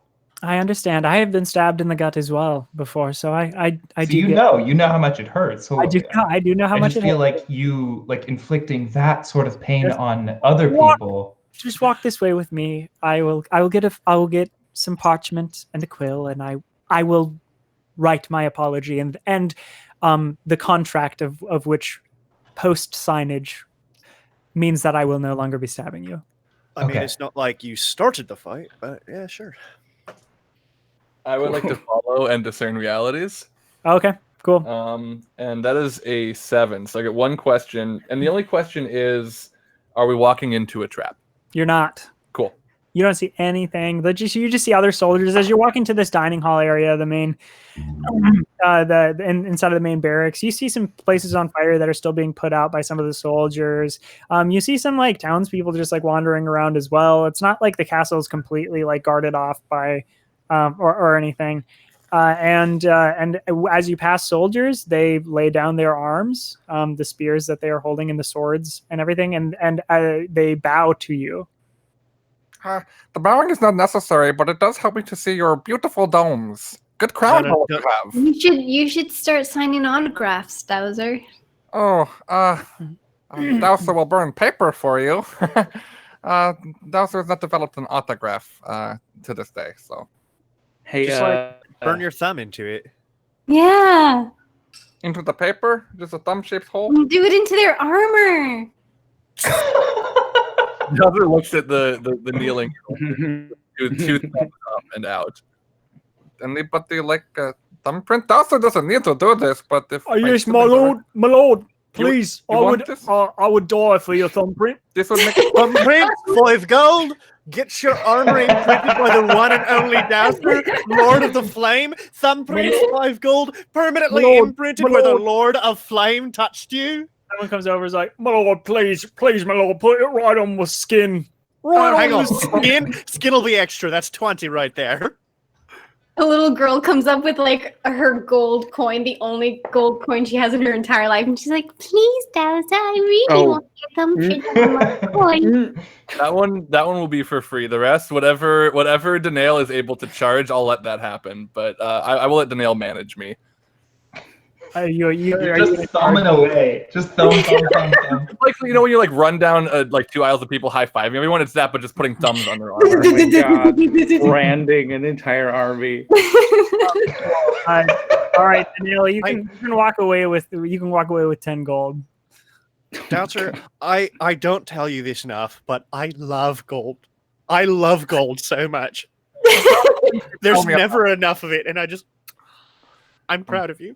Raquel leads you after shaking her head and like moving forward. Raquel leads you up some stairs, like a winding like staircase that goes up to almost like a ballroom, wide open area.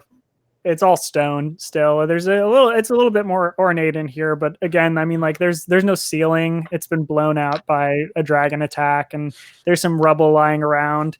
There are some collapsed guard towers as well that have fallen into the barracks that have blown through a few of the walls in the ballroom. But just through the ballroom, all the way on the other side, you see a long table, and at the end of it sits crownless the king. I would like to roll Zuko style as we enter, just have all the flames in here flicker at the same time. Great. You're gonna end up burning this castle down. I think that's only a 7, so it's short lasting, which is fine. Excuse me, Raquel, do you have any courtesy crowns? We didn't bring any of our own. Oh, I suppose that we could, yeah. And Raquel like gestures for a jester, and to come over and beckons that he get crowns for the lot of you. I tap on Brenner's shoulder and I point to the king. Bad haircut. In his presence. Very sound. You know, of my many talents, I do cut hair as well. Stop bringing up the hair. Dowser also can cut hair, but it will smell unpleasant. I will cut it for free. I don't. No, my children cut my hair. Hey, that is sweet. My children cut my hair. Oh, that's very sweet. I was going to spell more about his hair. I respect that a lot. That's okay. I want you to know I've already told you that. I already told you that his children put a bowl on his head and they cut his hair. Oh my God. I thought that was a joke. I didn't. Well, Din, long time no see. It has been a while. Please, everyone, have a seat. Have a seat. The food will be brought forward shortly. I know I sounded that kind of like it sounded sort of intimidating. Oh, hello, the flame. Sorry. Hi, I saw the flickery torches when you came in. I just. Oh, did they? I did not notice. Oh, yeah, of course, the flame. Flame do that around the source Right. of the flame itself. Right. Okay. Well, the flame. You can have whatever seat you want. I'll stand up and you can Please sit. do. Okay. All right. I will sit in the king's throne. Yeah. I'm gonna put my helmet on, and I have the glasses and the whole wizard garb, and a crown now. And he like gets up and like moves to a chair that's like kind of right next to that. I want to take whoever's like right next to the king. I want to like take that spot as well. It's like, excuse me, I'm with the flame. Can you? I'm with the flame. Of course. Let me get up. And it's like an old individual, and they're like, and having a really hard time getting out of the chair. I lean over to Dowser, probably like a baron or a duke or something. Dowser doesn't know what this means. Oh gosh. All right. Here we go. That's hit. I'll help. I like just give him a solid rock. Really My quick, bad. have we decided, is Brenner able to heal like minor aches and pains with just like touching people? Not aches and pains. Only if they're like if it's like a cut or a bruise. But if it's like if it's like a disability or if it's from aging or something like that, your magic can't like cure that. Or It's like speeding up what could potentially heal on its own. Mm-hmm. Cool. Okay. Yes. So I was wondering. So the king's not sitting directly next to me, right? It's like Raquel and then the king, right? Sure. Okay, it'll have to be. I just want to make sure that Raquel can sit next to me. Oh, okay. So the king might have to scoot because it sounded like he sat right next. Oh, to me. he sat right next to you, and then He's gonna have Raquel to move comes over back, one. and then you have him move over again. Yes. So all of you are sitting here at this table. Some of the employees of the castle bring out the food, and the cook herself comes out and is just like, "Here's the food. It's so good. I'm a great cook. Enjoy it." Dowser will. Thank you. And she nods and goes, "It's a pleasure. It's an honor. It's an honor, in fact, the flame to be making food for the flame. My life is complete, and I feel so much better knowing that you will partake in the food that I have made." She's like Billy on the street. Poor Guy Fieri. Cooks know to respect the flame, because without the flame, how do you make the food hot? And That's then That's the bread baron. She's the most talented baker in the whole city. Well, Dowser's got to try this bread then. okay. Now that all of you are here, sorry, King here. I just wanted to clear Wait, the is the bread baron leaving? Can she stay? No, this is a private conversation. But there's clearly a seat here. Come, Bread Baron, come have a seat. I've never met her before. I want her to sit next to Dad. Oh my god! Oh my god! You're fantastic, King. I break this and I give one to Raquel. What? Raquel takes it. Exists. There's food this good exists. I had no idea. It's the best bread in the world. Oh my god! Dad, why didn't you tell us? I'm sorry. This is so good. It's really warm in my belly, and I don't know. I just feel like maybe this is it. You know what? It tastes like home. Oh, home. Okay. Lad is just silently weeping. Everyone. Yes, the bread is very good. But now I was a boy on the streets. Never in my life I thought I'd eat something like this. Never in my life. And now that I have you here, King here. Sorry. I just wanted to. I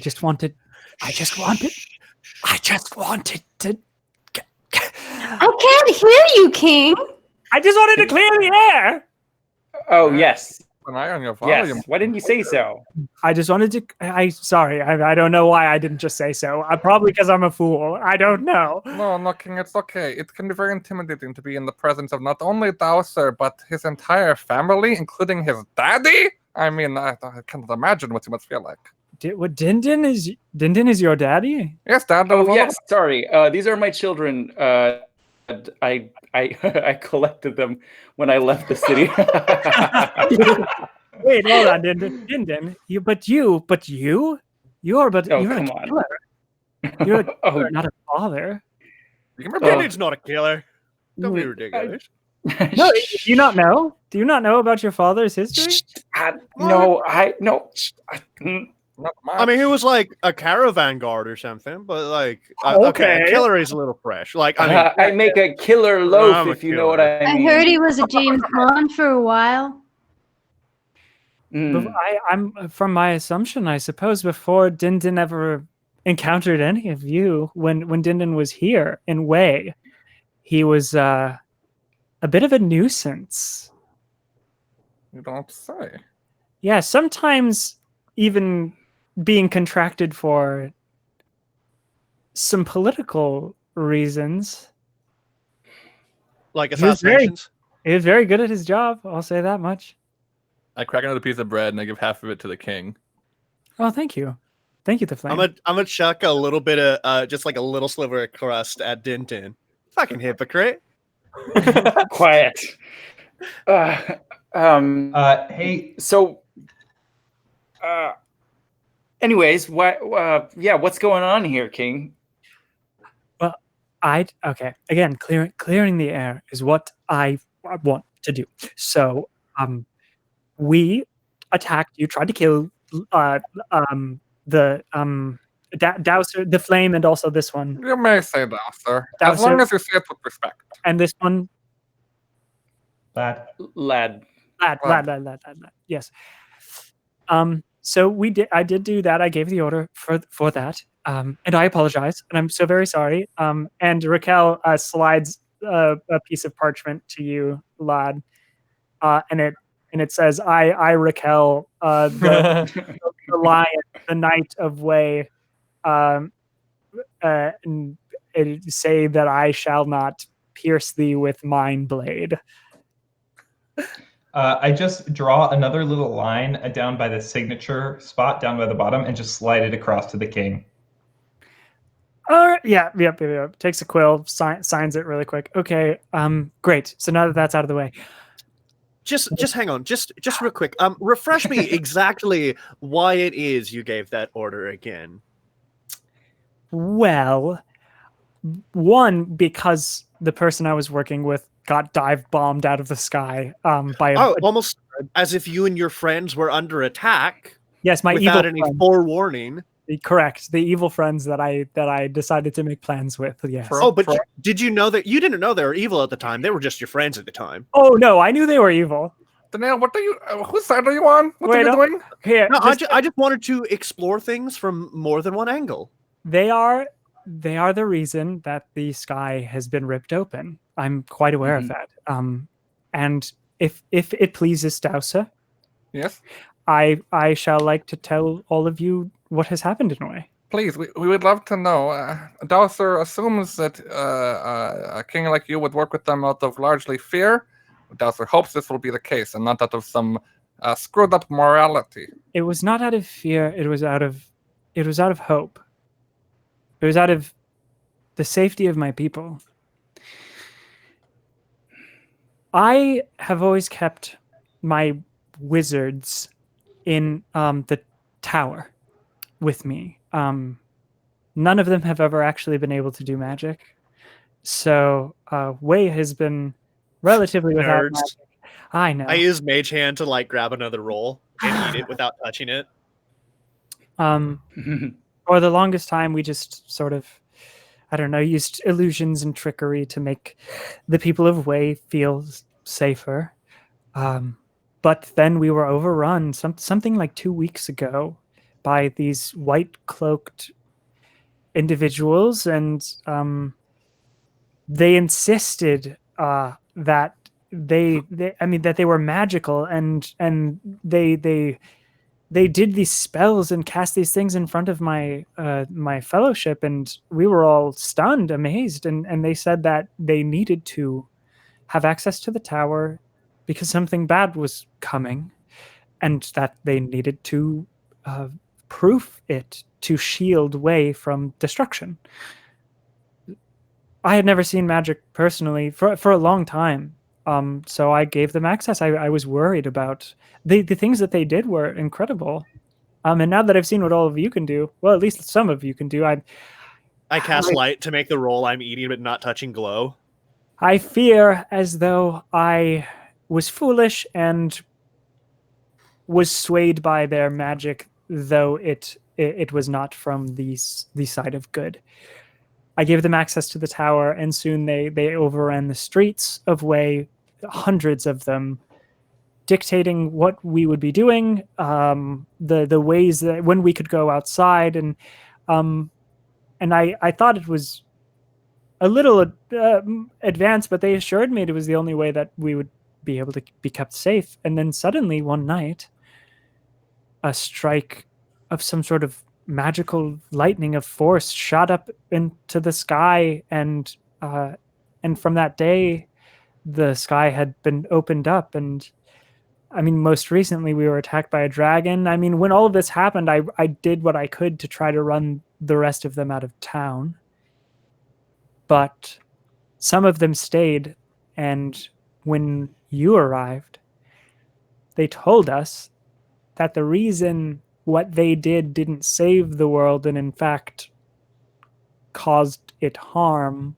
was because your Brenner here had escaped the ritual that would save the world.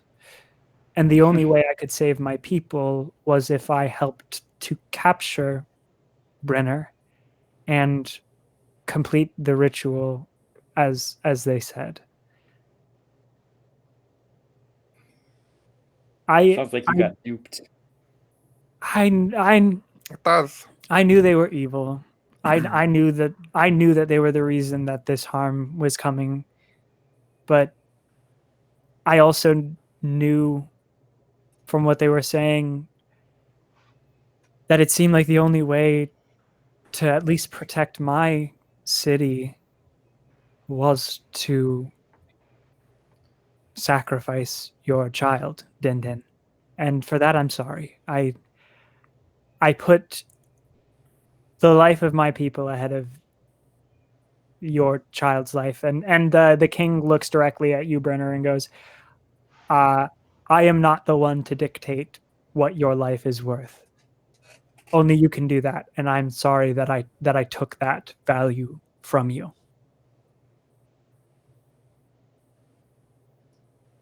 I forgive you. What? Just like that? Brenner's like that. I'm not. Family, yes, our family doesn't like to punish ignorance. You know, particularly death causing as it may be. You sure, Brenner, you forgive? Well, obviously, you Because if you got care about your people and not really knowing everything or me or where I come from, of course your first instinct would be to do anything to keep your city safe. So I can't hold that against you. Thou sir can. Thou sir will. Not. You have suffered enough, King. I'm sure you feel very, very bad. The problem is, you are leading your people, and your instincts are not good. The only reason that you did not continue working with these murderous bastards, dare I say, is because we dive bombed and the flames spoke and all of that. I mean, if we hadn't come, who knows? You could have helped them continue to end the world. You can't exactly expect to keep running this on your own, King. Well, is there a way to stop it? Are you in fact like the saviors of the world? Is that what you're doing? Yeah. We're doing what we can. And what thou also can is save the world. That's what they've always done. What they've always done. I'll always do. What we're hoping to accomplish is if we can undo the ritual that they have done, hopefully we can seal the portal again. At this point, I believe we've witnessed that they've been communing with demons, possessing their sacrifices. And I, from what we've witnessed, the portal, more than the dragon, but also dark spirits, those like bat demons, those right outside Carillion, just swarms of them, all sorts of evil spirits. The chain devil, of course, was inside. I'm sorry, the what? The chainy devil. Yes, the chainy devil. Thank you. I'm sorry. The large, multi-armed creature thing. We took care of it. It We got stabbed a one. person in the street, and he was delusional. He thought Ladislas did it, but we saved him. Just if you hear that report. Okay. Well, if you truly think that there is a way to stop this, and you feel like you can do it, you may have my resources. You may have soldiers. You may have my knights. You may have anything that you want. That I can provide for you. We want your bread, Baron. No, sorry, that was.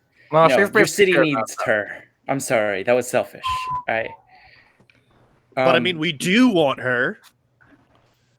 We could use some money, and we could. Yes, that's the most important thing. Money, potions. Sorry, we don't have potions. Like I said, our artificers and our wizards and stuff, never really figured that out. Okay. But I do. We have money. I can give you a bit of money. Money would help, and we can get potions somewhere. Do you have contacts in other cities? It would be more convenient for us if we didn't have to fight every city's king and their horde of soldiers every time we entered their domain. Letters of introductions, contacts, titles, appointments, anything like that. I can get you a list. I have contacts up north. I have contacts to the east, but I do not have any connection to the south. Dowser has a feeling we'll be good there. I have friends in a couple other places. Might be able to help us out there. I've got a bit of a question.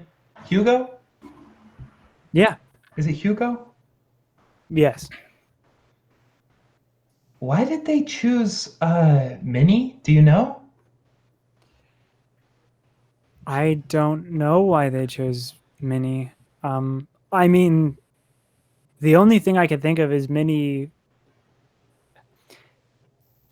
I mean, Minnie's almost never not praying. Oh.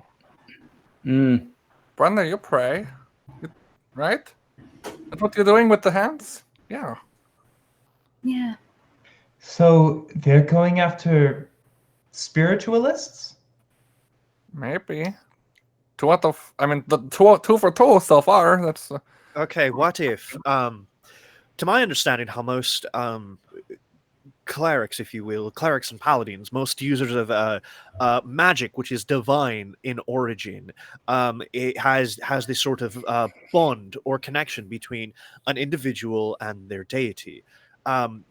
What if this ritual is somehow hijacking that source, that connection with the deity, and it's almost as if they are using the devout followers of these deities and leeching that divine energy to create this portal. It's almost as if they are stealing the energy from the gods themselves.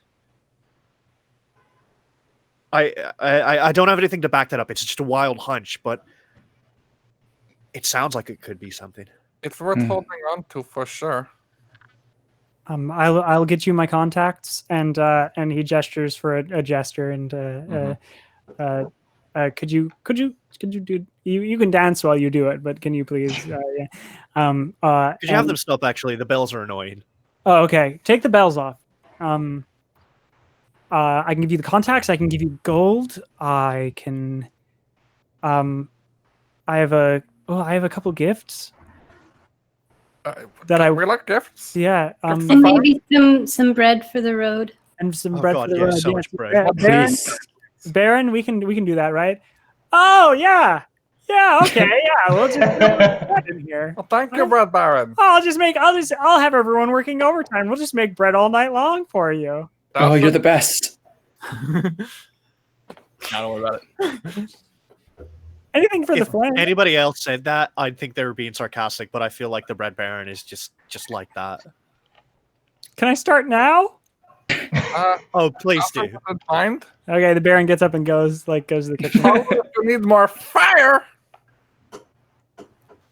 If the Bread Baron is secretly one of them, I will feel so betrayed. I will never recover emotionally. Neither would I. She's so cool. I've got one more. She's question. kind of your age range, Dad. Just saying. Oh no, I could never. No. It's been a while, Dad. If we have time, I have one more question. I mean, yes, of course. No, anything. I'm curious. The tower, was it here before you? I mean, the tower was here when I was born. I mean, before you, in the general sense, before Wei. Oh, I mean, as far as the history is concerned, the tower has always been here. We built Sindral around it, or no, not Sindral, Wei. Excuse me. We built Wei around it. Yeah. Sad memories. Is there any reason it would be built out of bone?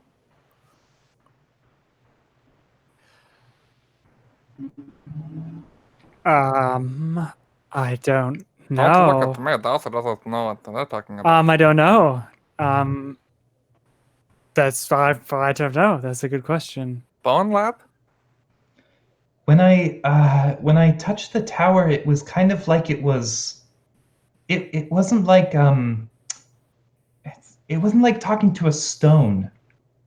It was like talking to a tree.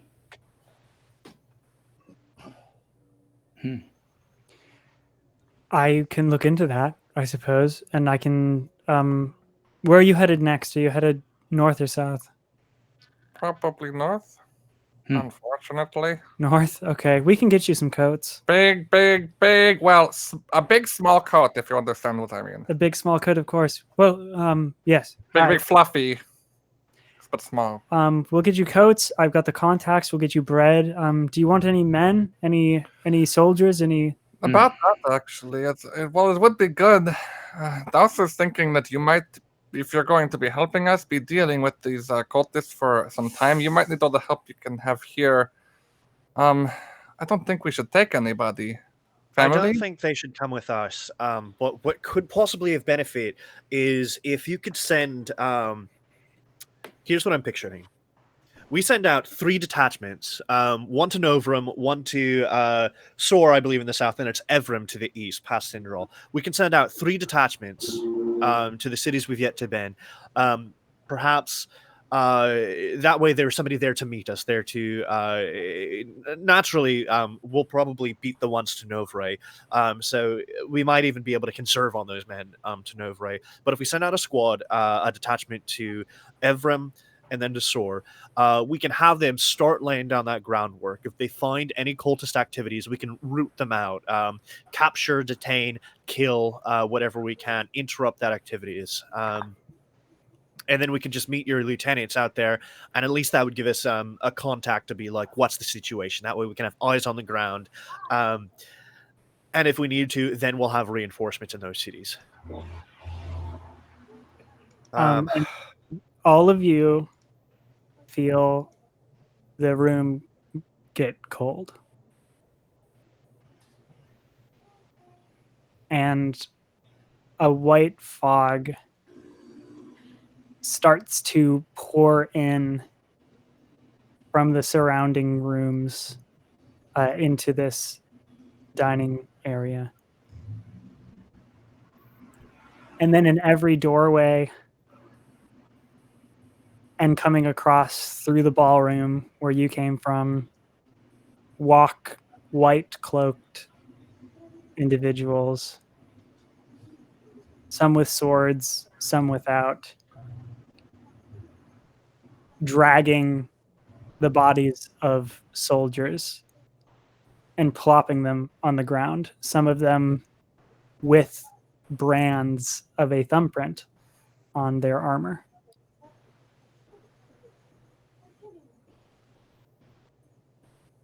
Everyone on your feet now.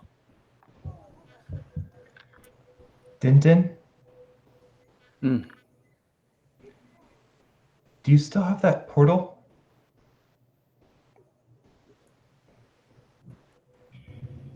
Does it work on the same plane? I guess we're gonna have to find out. I pull it out and I use it.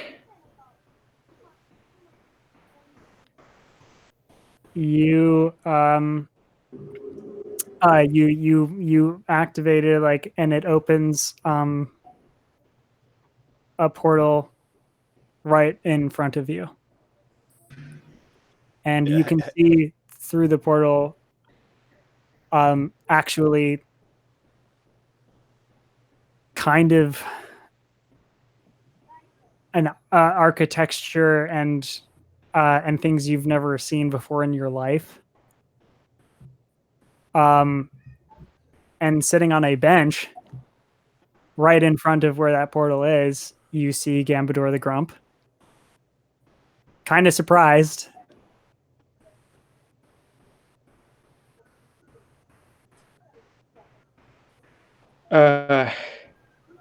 What's the situation?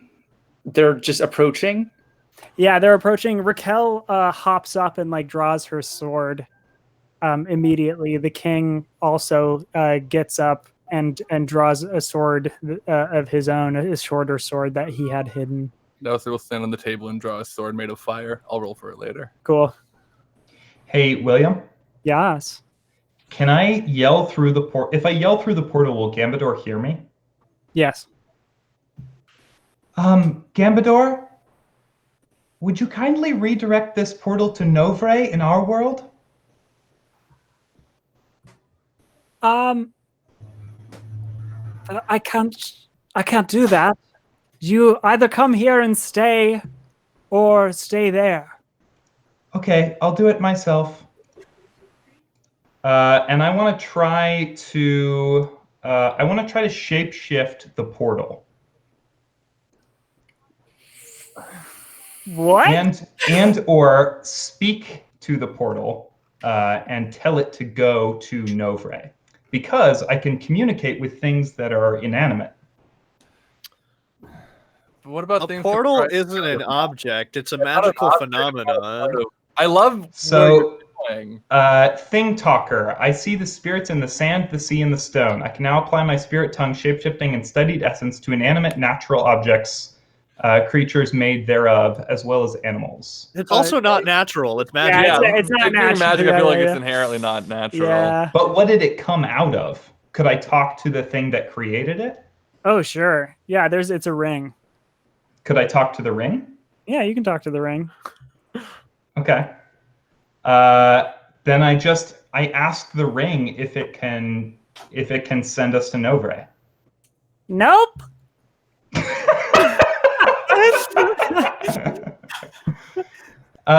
Cool. Okay. If we're going to, we should go quickly because I don't think the white robes mean happy business. Then I'll shoot one of them, see if they're strong.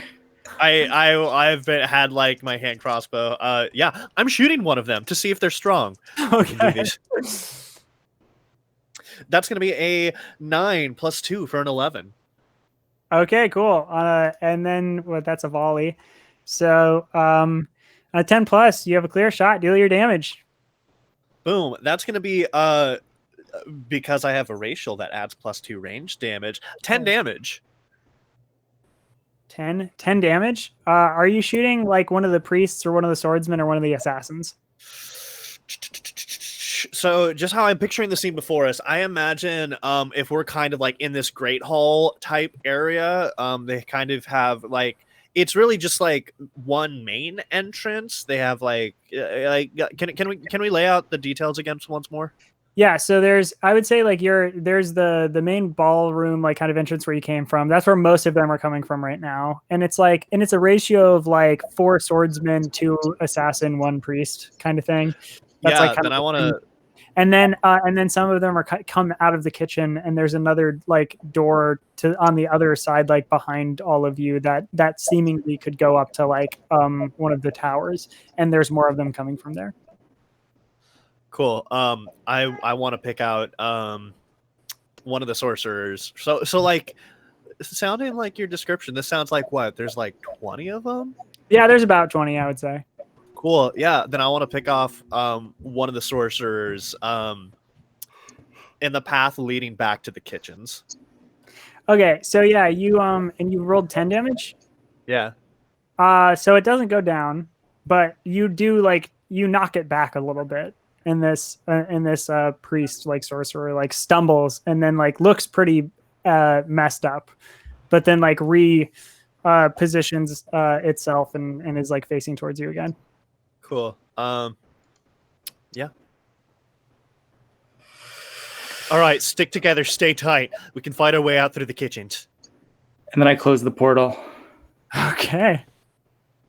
I'll roll to Firebrand since I've done it. I rolled 12, so I've got a good sword.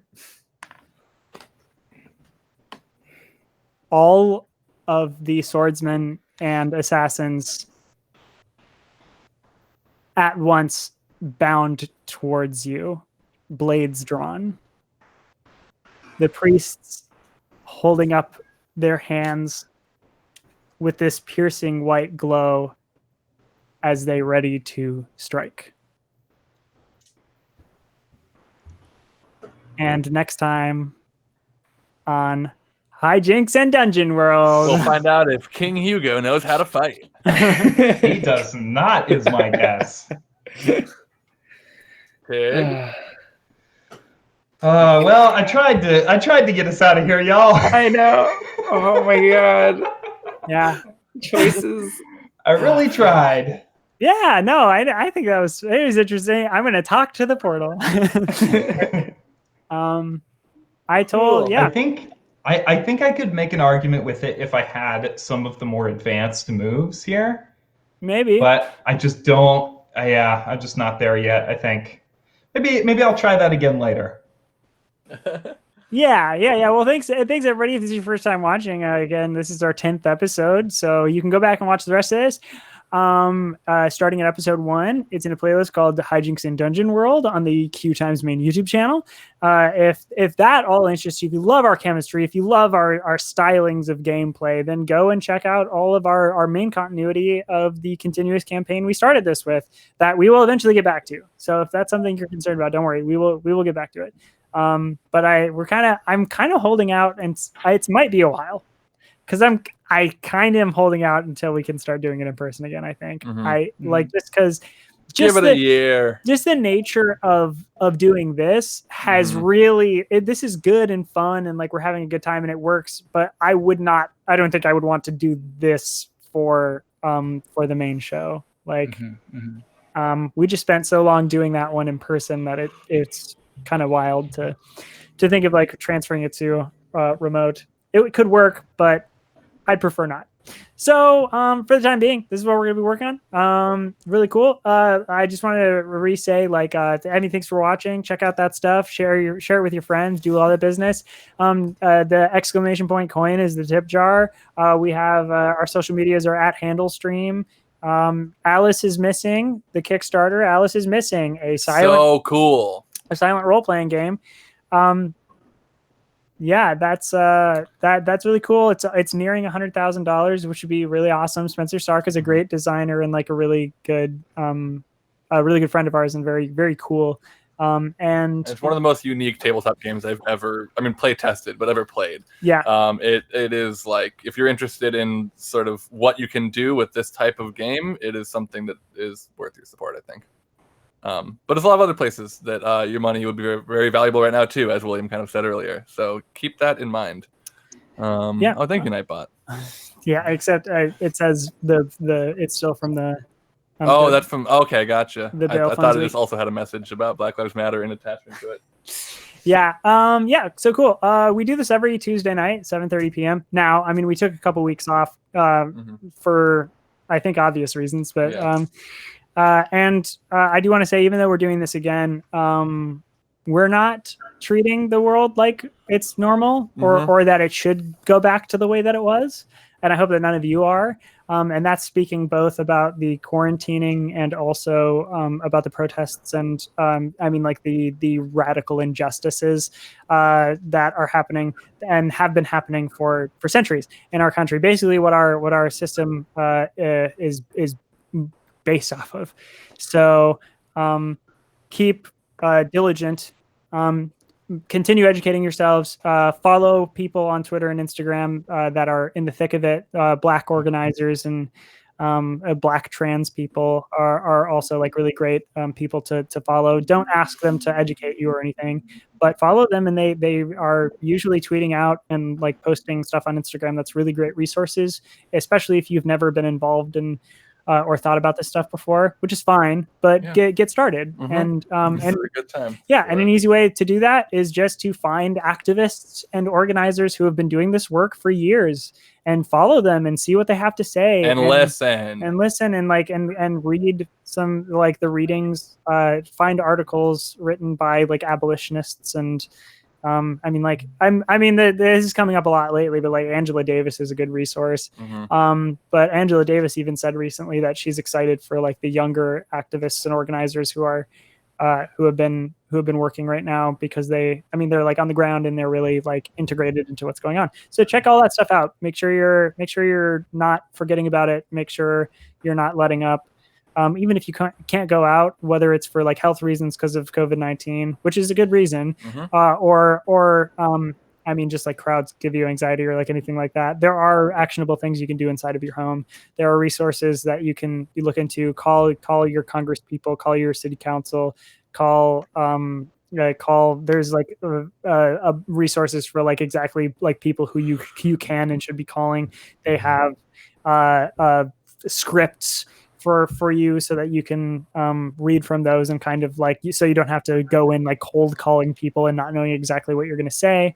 There are places to donate to bail funds, donate to legal funds. Legal funds are a big thing that are coming up now because a lot of people have been arrested and they're going to need legal help. So you can also donate to buy gas masks for protesters who unfortunately need them because of gas. Yeah, but there's a lot you can do inside of your home. There's a lot you can do without any money at all. So even if that's like something that's a problem for you, just find those resources, check it out. I know QueueTimes has posted a few things. I know that I personally, I'm like K. William White.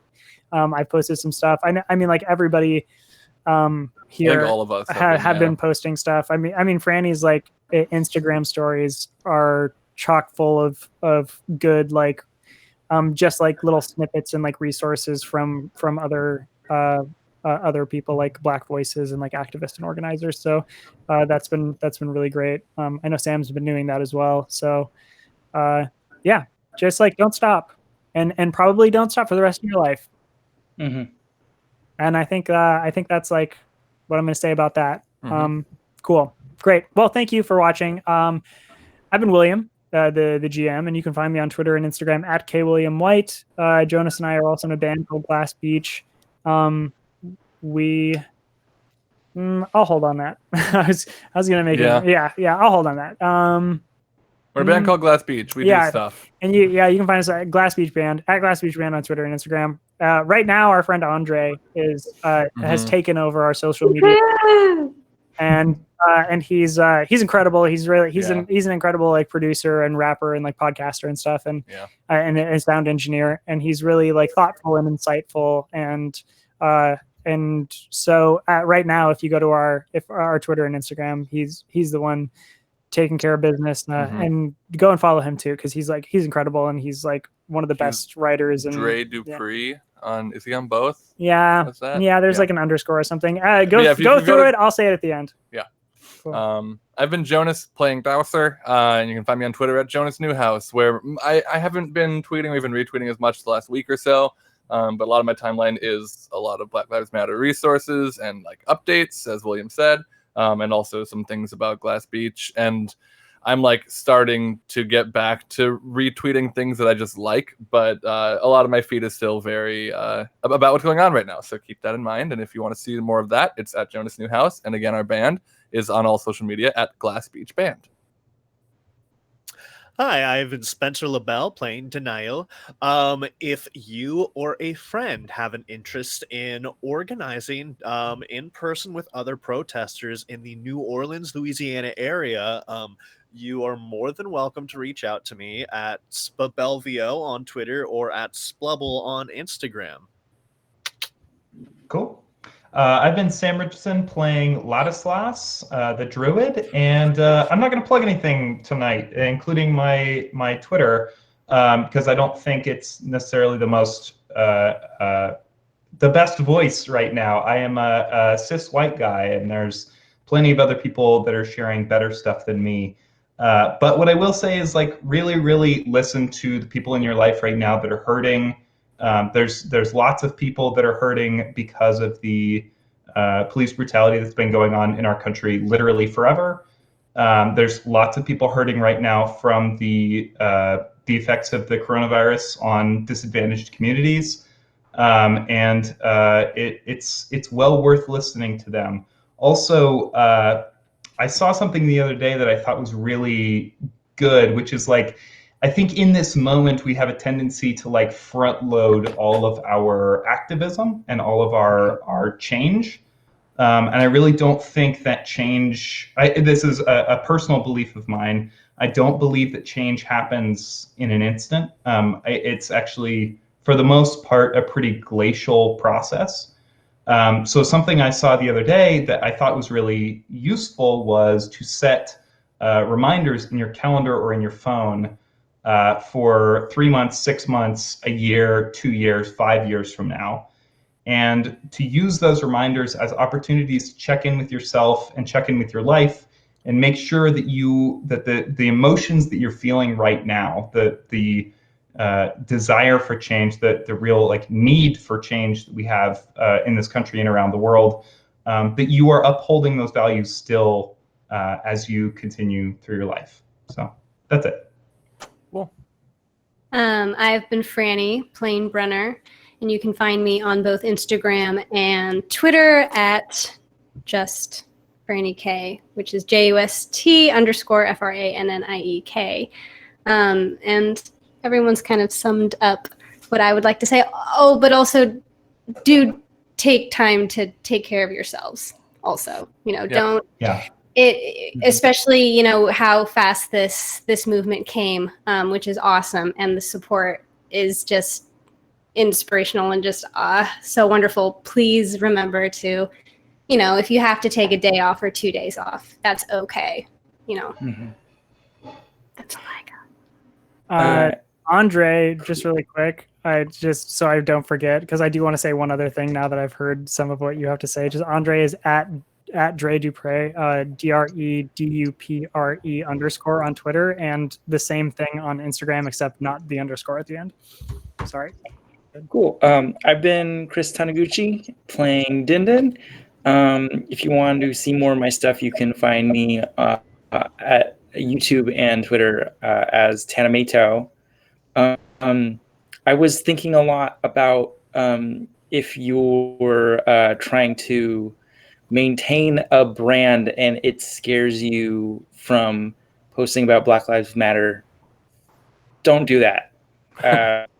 Just magnify voices of activism and change and treat it like a habit, not an event, and tend to it often. And if you do not want Black Lives Matter activism to be a part of your brand, that's a point to really examine why that is. Yeah, that's a I would argue point. that should be a comfortable part of your brand.